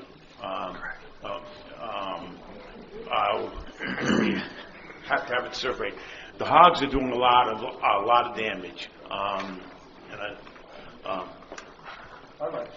I would encourage any of the supervisors who haven't been over there to see it to please go over and look at it, because I've heard about it, but the last couple of weeks I've been over there several times, and I would be absolutely livid if it was my yard. So we got to do something. A key question I have is, we're trapping them, and then what happens to them? And they take them off site. They don't kill them on site. They take them to a preserve or whatever, where people hunt them or pay them. Is there any reason we can't just? You can't shoot them, no. Why not? Jim Murphy, public comment. I'm Jim Albers. Jim, this is not the time for public comment. Please wait. Okay. Michael, why don't we just do a budget amendment for $30,000 and put the fence up and call it a day? Well, my personal opinion, that's what we should do. Okay, so let's... That's the only way we're going to stop it from ruining like Jim's backyard. I mean, it looks like 2 weeks ago, a track hole through back and dug it up. Obviously, we have been, they've also dug up the lines for cable, internet in the back of, the condos. We really have to address this. We've been fighting this for a couple of years. So let's fix it. All right, so I can go ahead and fix it then? All right. I would think so. If I lived on Granada, I'd be pretty upset with us. Yep. I live on Matanzas. If they come across the street, you bet your sweet butt I'm going to come for you. Okay. What I'd like to do is go out and get 3 quotes, bring them back to Tanya, and then Tanya can, let you know where we are. Yeah, that's fine. That can be on the agenda at any meeting, so. Okay. That's what we have to do. All right. I'd like to get some kind of a legal clarification as to what we can and can't do about hogs as well, because to my mind, we need to get rid of them. This is, yes, we have a preserve in the back, but we're talking about a residential area, and anywhere I grew up, if you had varmints that were creating problems, you could kill them. Well, The other issue is feeding wildlife out here. No residents should not be feeding wildlife, any kind of wildlife, whether it's raccoons, deer, pigs, it doesn't matter. It's another issue. Is it a citationable? All right, I'll get you that. Okay. All right. That's all I got. I don't know. I'm sure you're gonna, a few people have some opinions, but I think that's our best route. Put the fence, and it's done. All right. Thank you. Okay, Jim Albers. Sorry. Jim Albers, resident.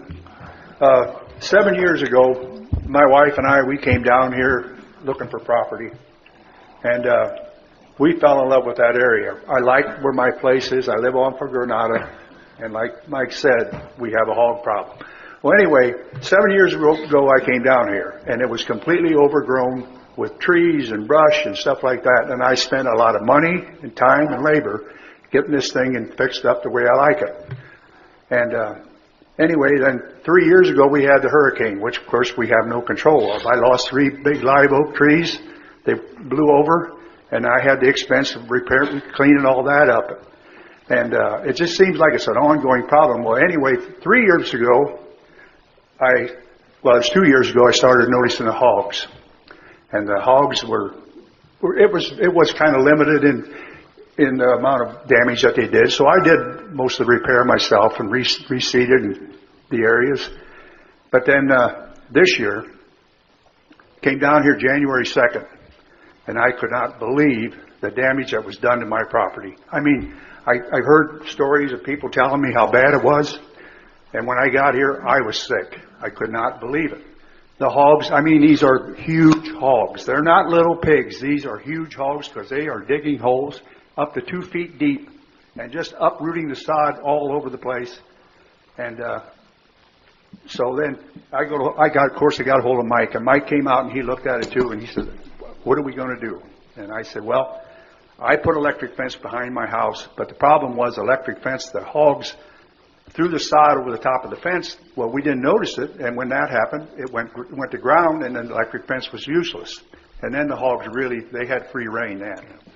And so anyway, I put the fence back up. I put the electric fence back up, and I got it marked electric fence, to stay away. But it's not going to kill anybody. It's only 24 volts, just like a battery in your car, basically. But it will give you a jolt. And the hogs, they do stay away from that. And we notice the difference. Now, we look back behind me, back to the east of me, where all those condos are. There's 30 condos over there, and where the hogs have just been rooting the heck out of that place. They've got it rooted up all the way to the sidewalk. And it's quite a mess, like Mike said, too. And I guess then we came up with a discussion, and we said, well, a fence. And I just talked to a gentleman this morning, and he hunts hogs. And he says a hog will actually, what they will do is if they want food on the other side of that fence bad enough, they will actually take their body and push against that fence and actually shove the whole fence over until they can get it down, and then they can go across and get what they want. And he said, I said, well, what if you like cement the post in and everything? He says, yeah, he said, that helps. But he said the problem still will remain. They will, if they want to get there bad enough, they will do it. And he said, well, if you do put a fence up, he said, make sure you put the fence all the way down to the ground. Because I know we've raised hogs when I was at home up in Ohio. And if there's any place that they can get their nose under that fence, they will root that fence up and they will push it completely up and they will be underneath the fence and they'll get on the other side. So, anyway. Okay, well, we're getting quotes and we will do what we have to do. Right. I mean, like I said, I've got quotes to do my lawn, and I got quotes up anywhere from $4,000 to $7,000 to repair my lawn. And like I said, I'm not going to repair it until we fix the problem. When you guys fix the problem, I will fix my lawn. Until then, it's going to stay like it is. Thank you. Any other comment relative to the hogs? Okay, additional staff reports. A few things I want to mention about projects while we're talking about it. The portable speed sign is scheduled to be delivered on January 17th. The speed cushions that have been ordered, so I don't have a date on those yet. 2 weeks? Okay, so we'll just say 2 to 3 weeks on the speed cushions. The shuffleboard court site plans have been submitted to SwiftMud. We're waiting on SwiftMud for a final approval on that before we move forward with the bid documents. That's on the shuffleboard courts at the Racket Club. The Turtle Run Golf Course bathroom design, we are waiting on the site plan to be finalized on that. And then after the site plan is finalized, we submit it to SwiftMud for approval, which takes about 4 weeks. Am I right? 4 weeks? Oh, you submitted Turtle Run yesterday?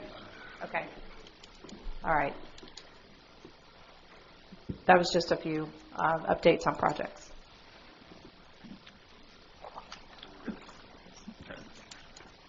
Additional staff reports. I think we're done. All good? Okay. General counsel report.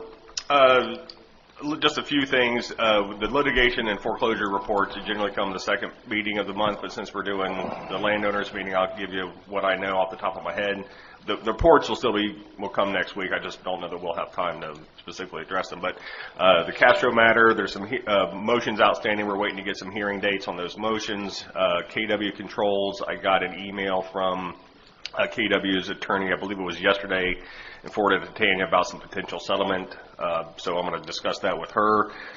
We had a couple of foreclosure sales that the district took property back yesterday, and there's some other properties where we're under payment agreements where the people that have, are backed up on assessments are making payments as agreed.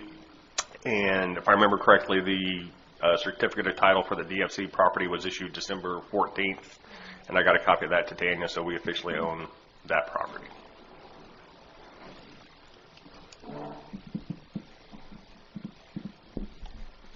General manager's report.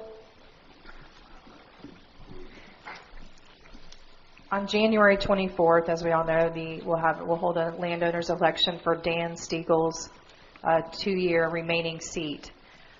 First, I would like to mention that the 4-year seat held by Supervisor Gilpin was uncontested, and he was the only qualifier for the seat. So Mr. Gilpin will be, again, in the 4-year seat that he held for the last 4 years. And then for Dan Stiegel's seat, we have 4 qualified candidates: Mark Camp, Craig Herrick, Javita McKinney, and Ward Miller. We sent out an e-blast to the community yesterday regarding, call Chrissy, visit our website. We will have plenty of information for the community about how to cast your ballot, what the proxies are. Any questions related to the voting process, we'll be glad to answer. I plan to open the community center on January 24th at 8 a.m. And the regular meeting will begin at 9 a.m. And the way that we have normally the process on the meetings is that we open a regular meeting on January 24th. We approve consent agenda, and then we would move to the landowners meeting at that time. I would highly recommend that anybody who wants to place their vote be here before or by 9 a.m. We will have our election consultant on hand at that time, district staff, and then also we have an independent CPA firm that will be providing to employees that day for tabulation of ballots. Excuse me, is there any chance that between now and then we might be able to schedule a public forum where the candidates could come and talk about why they want to be on the board? It's too late.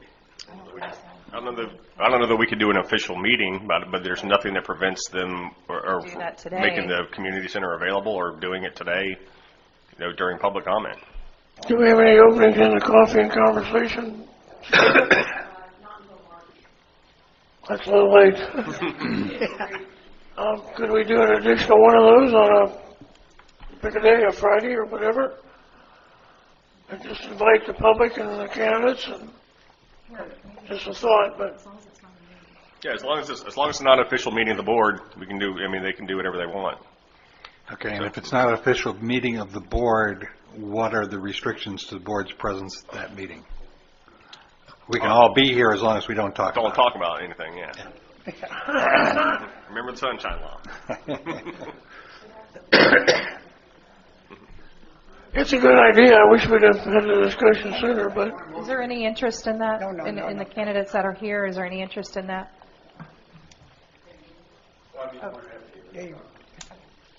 Point of motion. Can I make a comment while she's on this subject, please? What's so funny about that? You're standing we're there. not used to your being up I just wonder what was so funny about it. You want to make a comment. Sit down and we'll ask you. Jesus. All right. Go ahead, Dave. We got 4 more years of that. That's a shame.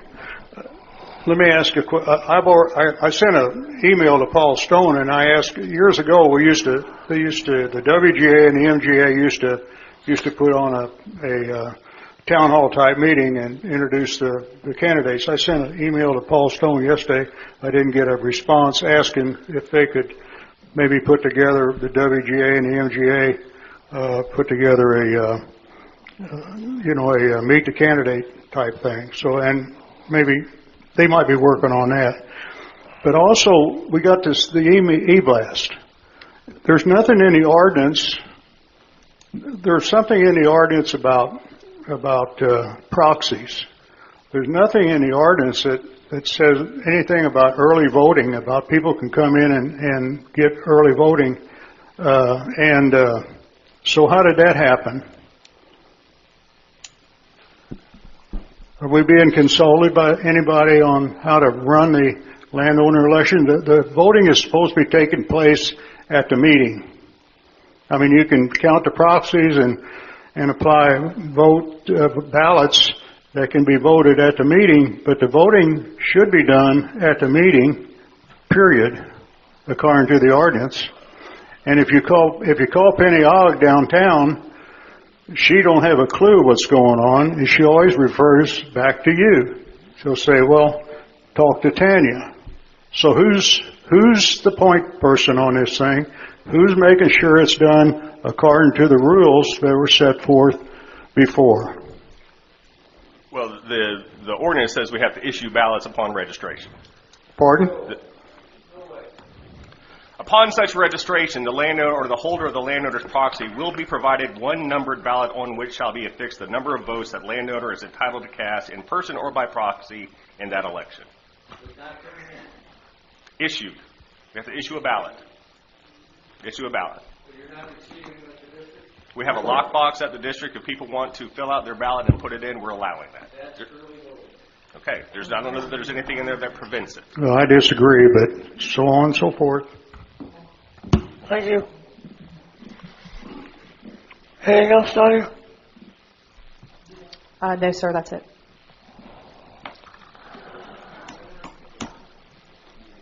Any public comment?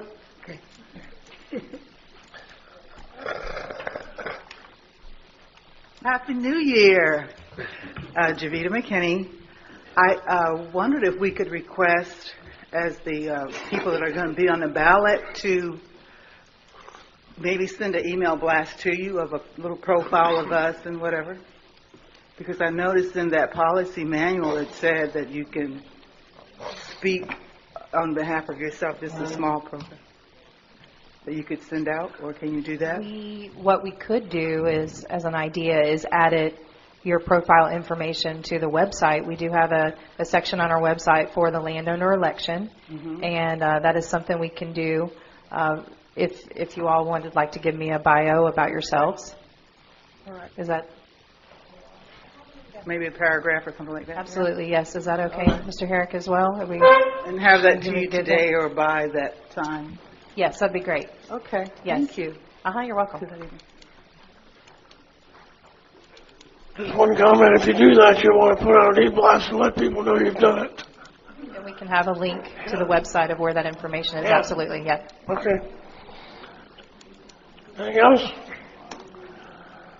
Okay, unfinished business? I'm None. sorry. Okay, what? Okay. What did you say? Any unfinished business? None. New business? None. Committee reports? None. Any additional public comment?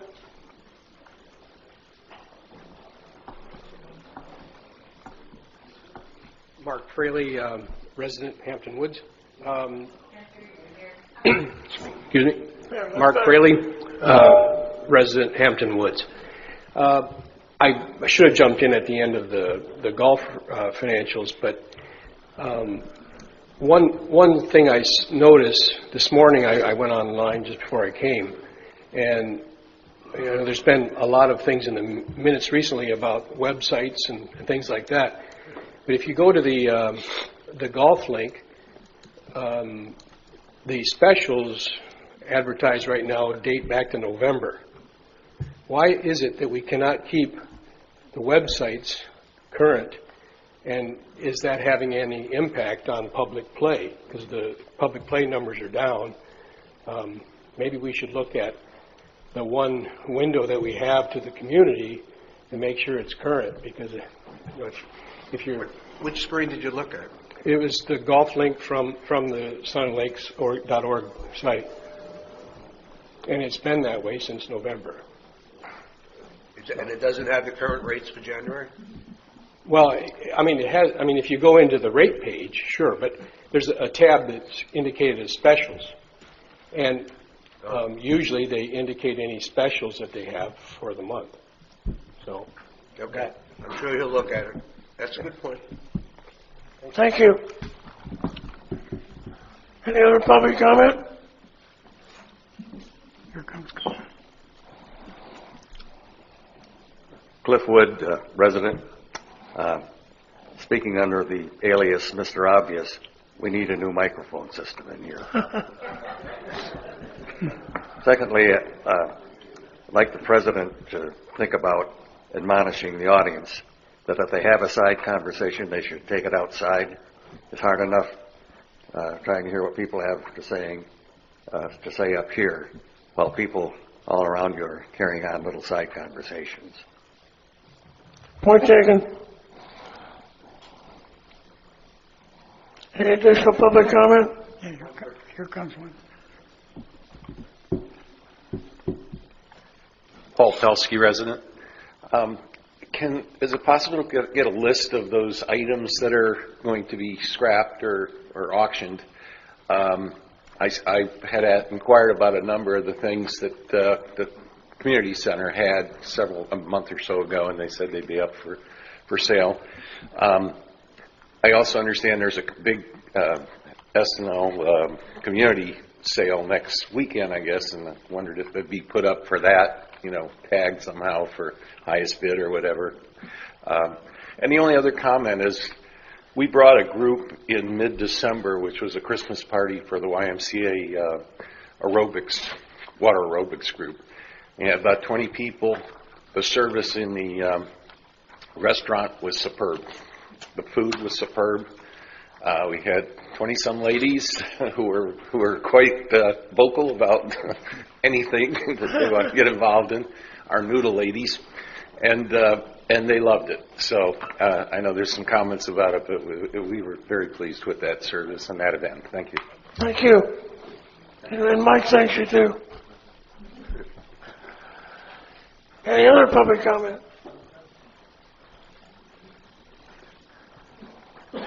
Discussion to and from the board? Strangely enough, I have a couple of things.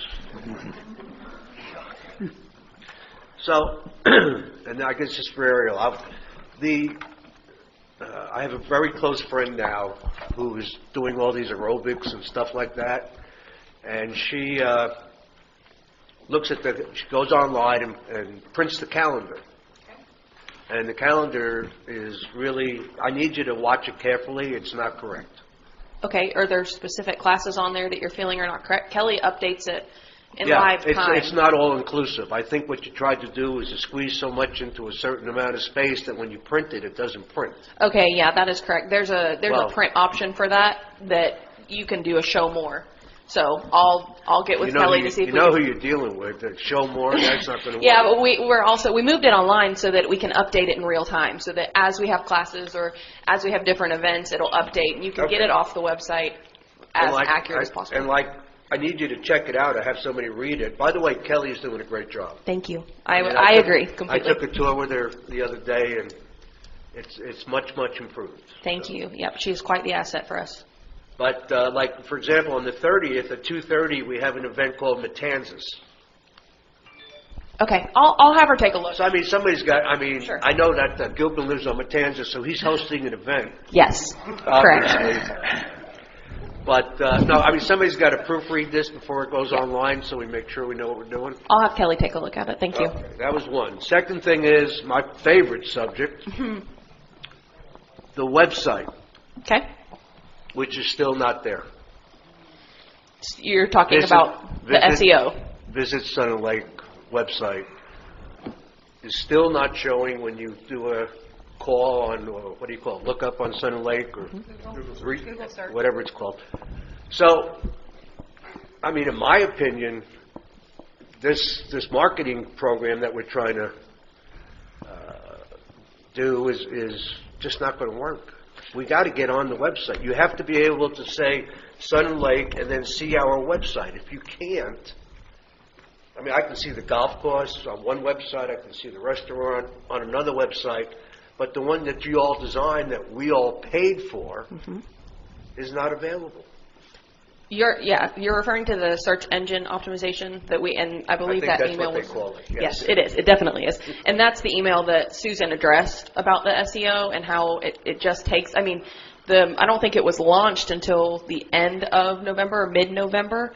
So we're talking about a 60-day turn.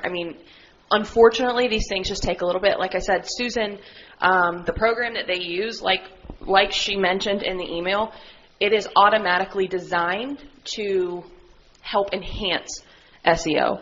So, I hate to say some of these things just take a little bit, but the internet has to work the bugs out and make the connections so that... But it's all based on the number of hits it gets. So what you're telling me is it's not getting any hits because it's not moving up in the... SEO is not only based on how many times someone visits the website. We're paying this company $75,000. You think they could figure out a way to get it so we can see it? People want to see it. Because I got to tell you, they're good for a year, and when we talk budgets in a few months, if nothing's coming out of this, it's not a good thing. I want it to work. Sure. So, and every meeting I'm going to give you a little bit of... That's okay, and I will gladly give you an update as soon as I have another one. But we'd even be willing to pay. I think I'd be willing to pay a little extra $5,000 to get it on so that people can see it. Okay. And by the way, have we gotten any hits? Has anybody called us? Has anybody said, hey, I'd like to come visit Sun and Lake based on what I've seen? Or has anybody written to us that say, hey, we're interested in Sun and Lake? Anything? We have not received anything in the inquiries inbox as of the 60 days that it's been launched. Okay. If that were to continue, I assume you'll sit down with the company and say, let's massage this and do something more. Absolutely, You know, do and something they sit down weekly as well, as far, like WDM as a team, and analyze each of their accounts that they hold, especially with regards to digital, because those are the ones that we can update really quickly and say, okay, this campaign is maybe performing better, or maybe a campaign is not performing exactly how they wanted it to, so how can we tweak this? So it's constantly being reviewed. It's not a one time we put it up and then cross your fingers and hope that it works. It's definitely not that way. Okay, thank you. And you get updates every week from those people? No, we get them once a month. We get them at the end of the month. They meet every week as an office in Hilton Head, South Carolina. Okay. We'll make a road trip. That's a good road trip. Tanya, I don't know if we were back and forth, and I said I was going to bring up the shed, and I didn't know we can bring that up now, or you want a next meeting? Did you and Mike get a chance to talk about it, or because we can bring it up later? Mike Lemire and I have, but if you give us an opportunity to talk more about it internally. Okay, very good. Thank you. I appreciate that. Yeah. I thought, I shouldn't say that. I thought it was going to him. It was going to the, Mike Hurley said that at a board meeting. Yes, he did. yeah, he said, Yes, Hurley he did. said at a board meeting, Right. he was taking it and going to the Right, shed with it. But I'd like an opportunity to talk through that with staff before we discuss it. Thank you. Oh. Well, I think right now in this board-to-board environment, the thing that, and Mike and I took a walk back there yesterday, there's a lot of equipment stored in that shelter. And we have to find homes for that because it's all viable and usable. If we decide we're going to eliminate that structure altogether. What equipment do we have stored? Well, you have to walk back there and look, but there are tables, Mike can tell you specifically what it is, I can't. Well, we can, we don't have to get it. If you guys want time, we can bring it up next meeting. That's why I'm sorry now I brought it up, but. Yeah, I don't know that all the supervisors were aware that the conversation was going on, that's my point. What's in it? That we have stored in there, currently all of our banquet tables, mostly, which we bring in and out of the building daily. So that structure makes it a lot easier for us to access that stuff, because sometimes we change it 2 and 3 times a day. A lot of that stuff before we did the renovation was actually sometimes was out in the weather. So now it's safe, it's going to stay longer. If we remove that shed, we could move this stuff. It's just going to be a lot farther away and a lot harder to access. I thought when we built this thing, we had a big storage room. I remember on the floor plan, it showed this big storage room. Sure, and I wasn't in the part of changing that, but we actually, the original floor plan had it, and it's still there, but we've now have an ice machine in there. There's now our liquor storage is in there, because our liquor storage was 100 yards away. I think we've had this conversation before, so I'm going to repeat it one more time. We spent $1.1 million, and you're telling me it's not right. Not you personally. Please don't take it personally. But we built a facility that doesn't house what it needs to house. How stupid are we? And the previous board built a storage thing with a bathroom that's where I think it was supposed to go. I mean, that's before I come on the board, but we've got a lot of money in storage. Which is full now, Mike. Okay? Yeah.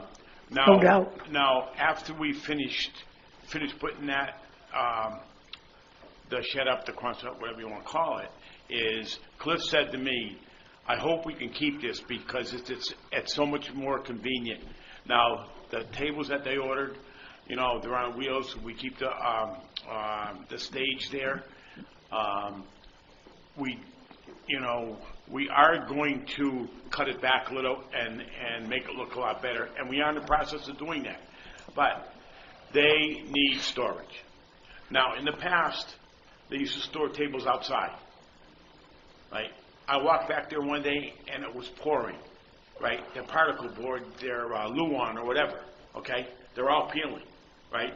This way the equipment is going to last a lot longer with that storage for Mike. And I understand, originally we said, we were going to take it down, but after seeing it, Cliff said, hey, if we can keep this, we should keep it, right?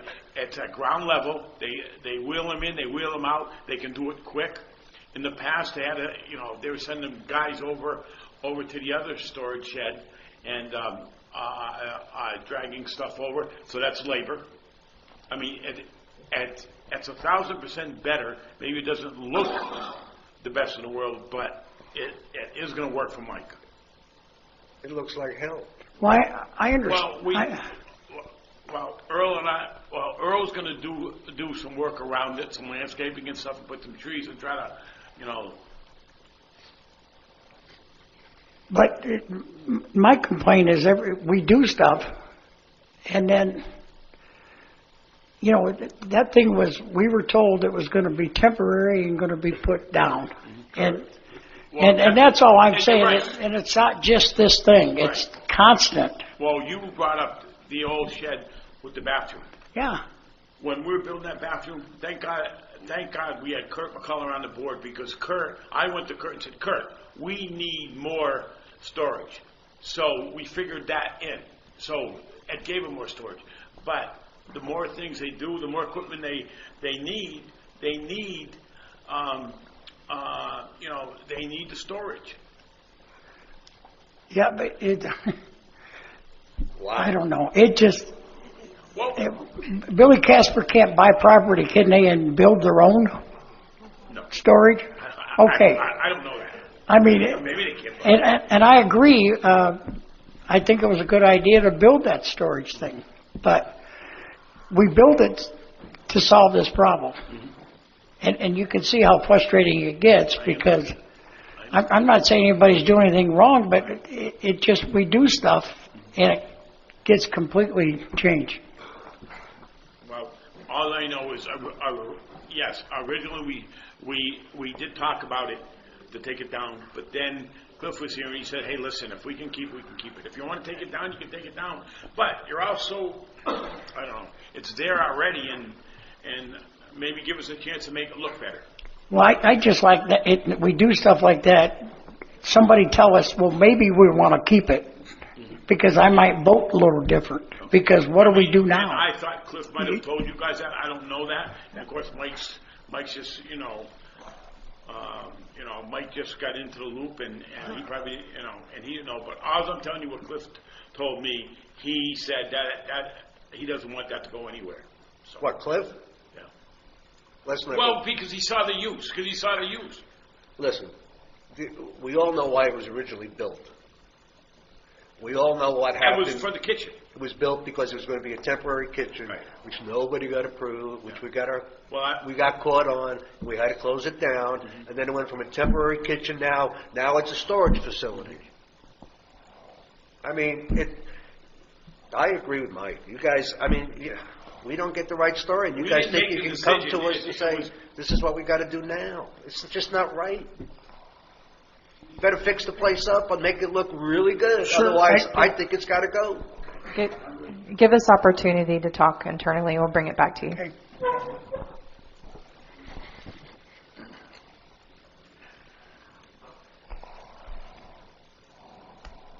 Any additional board to board?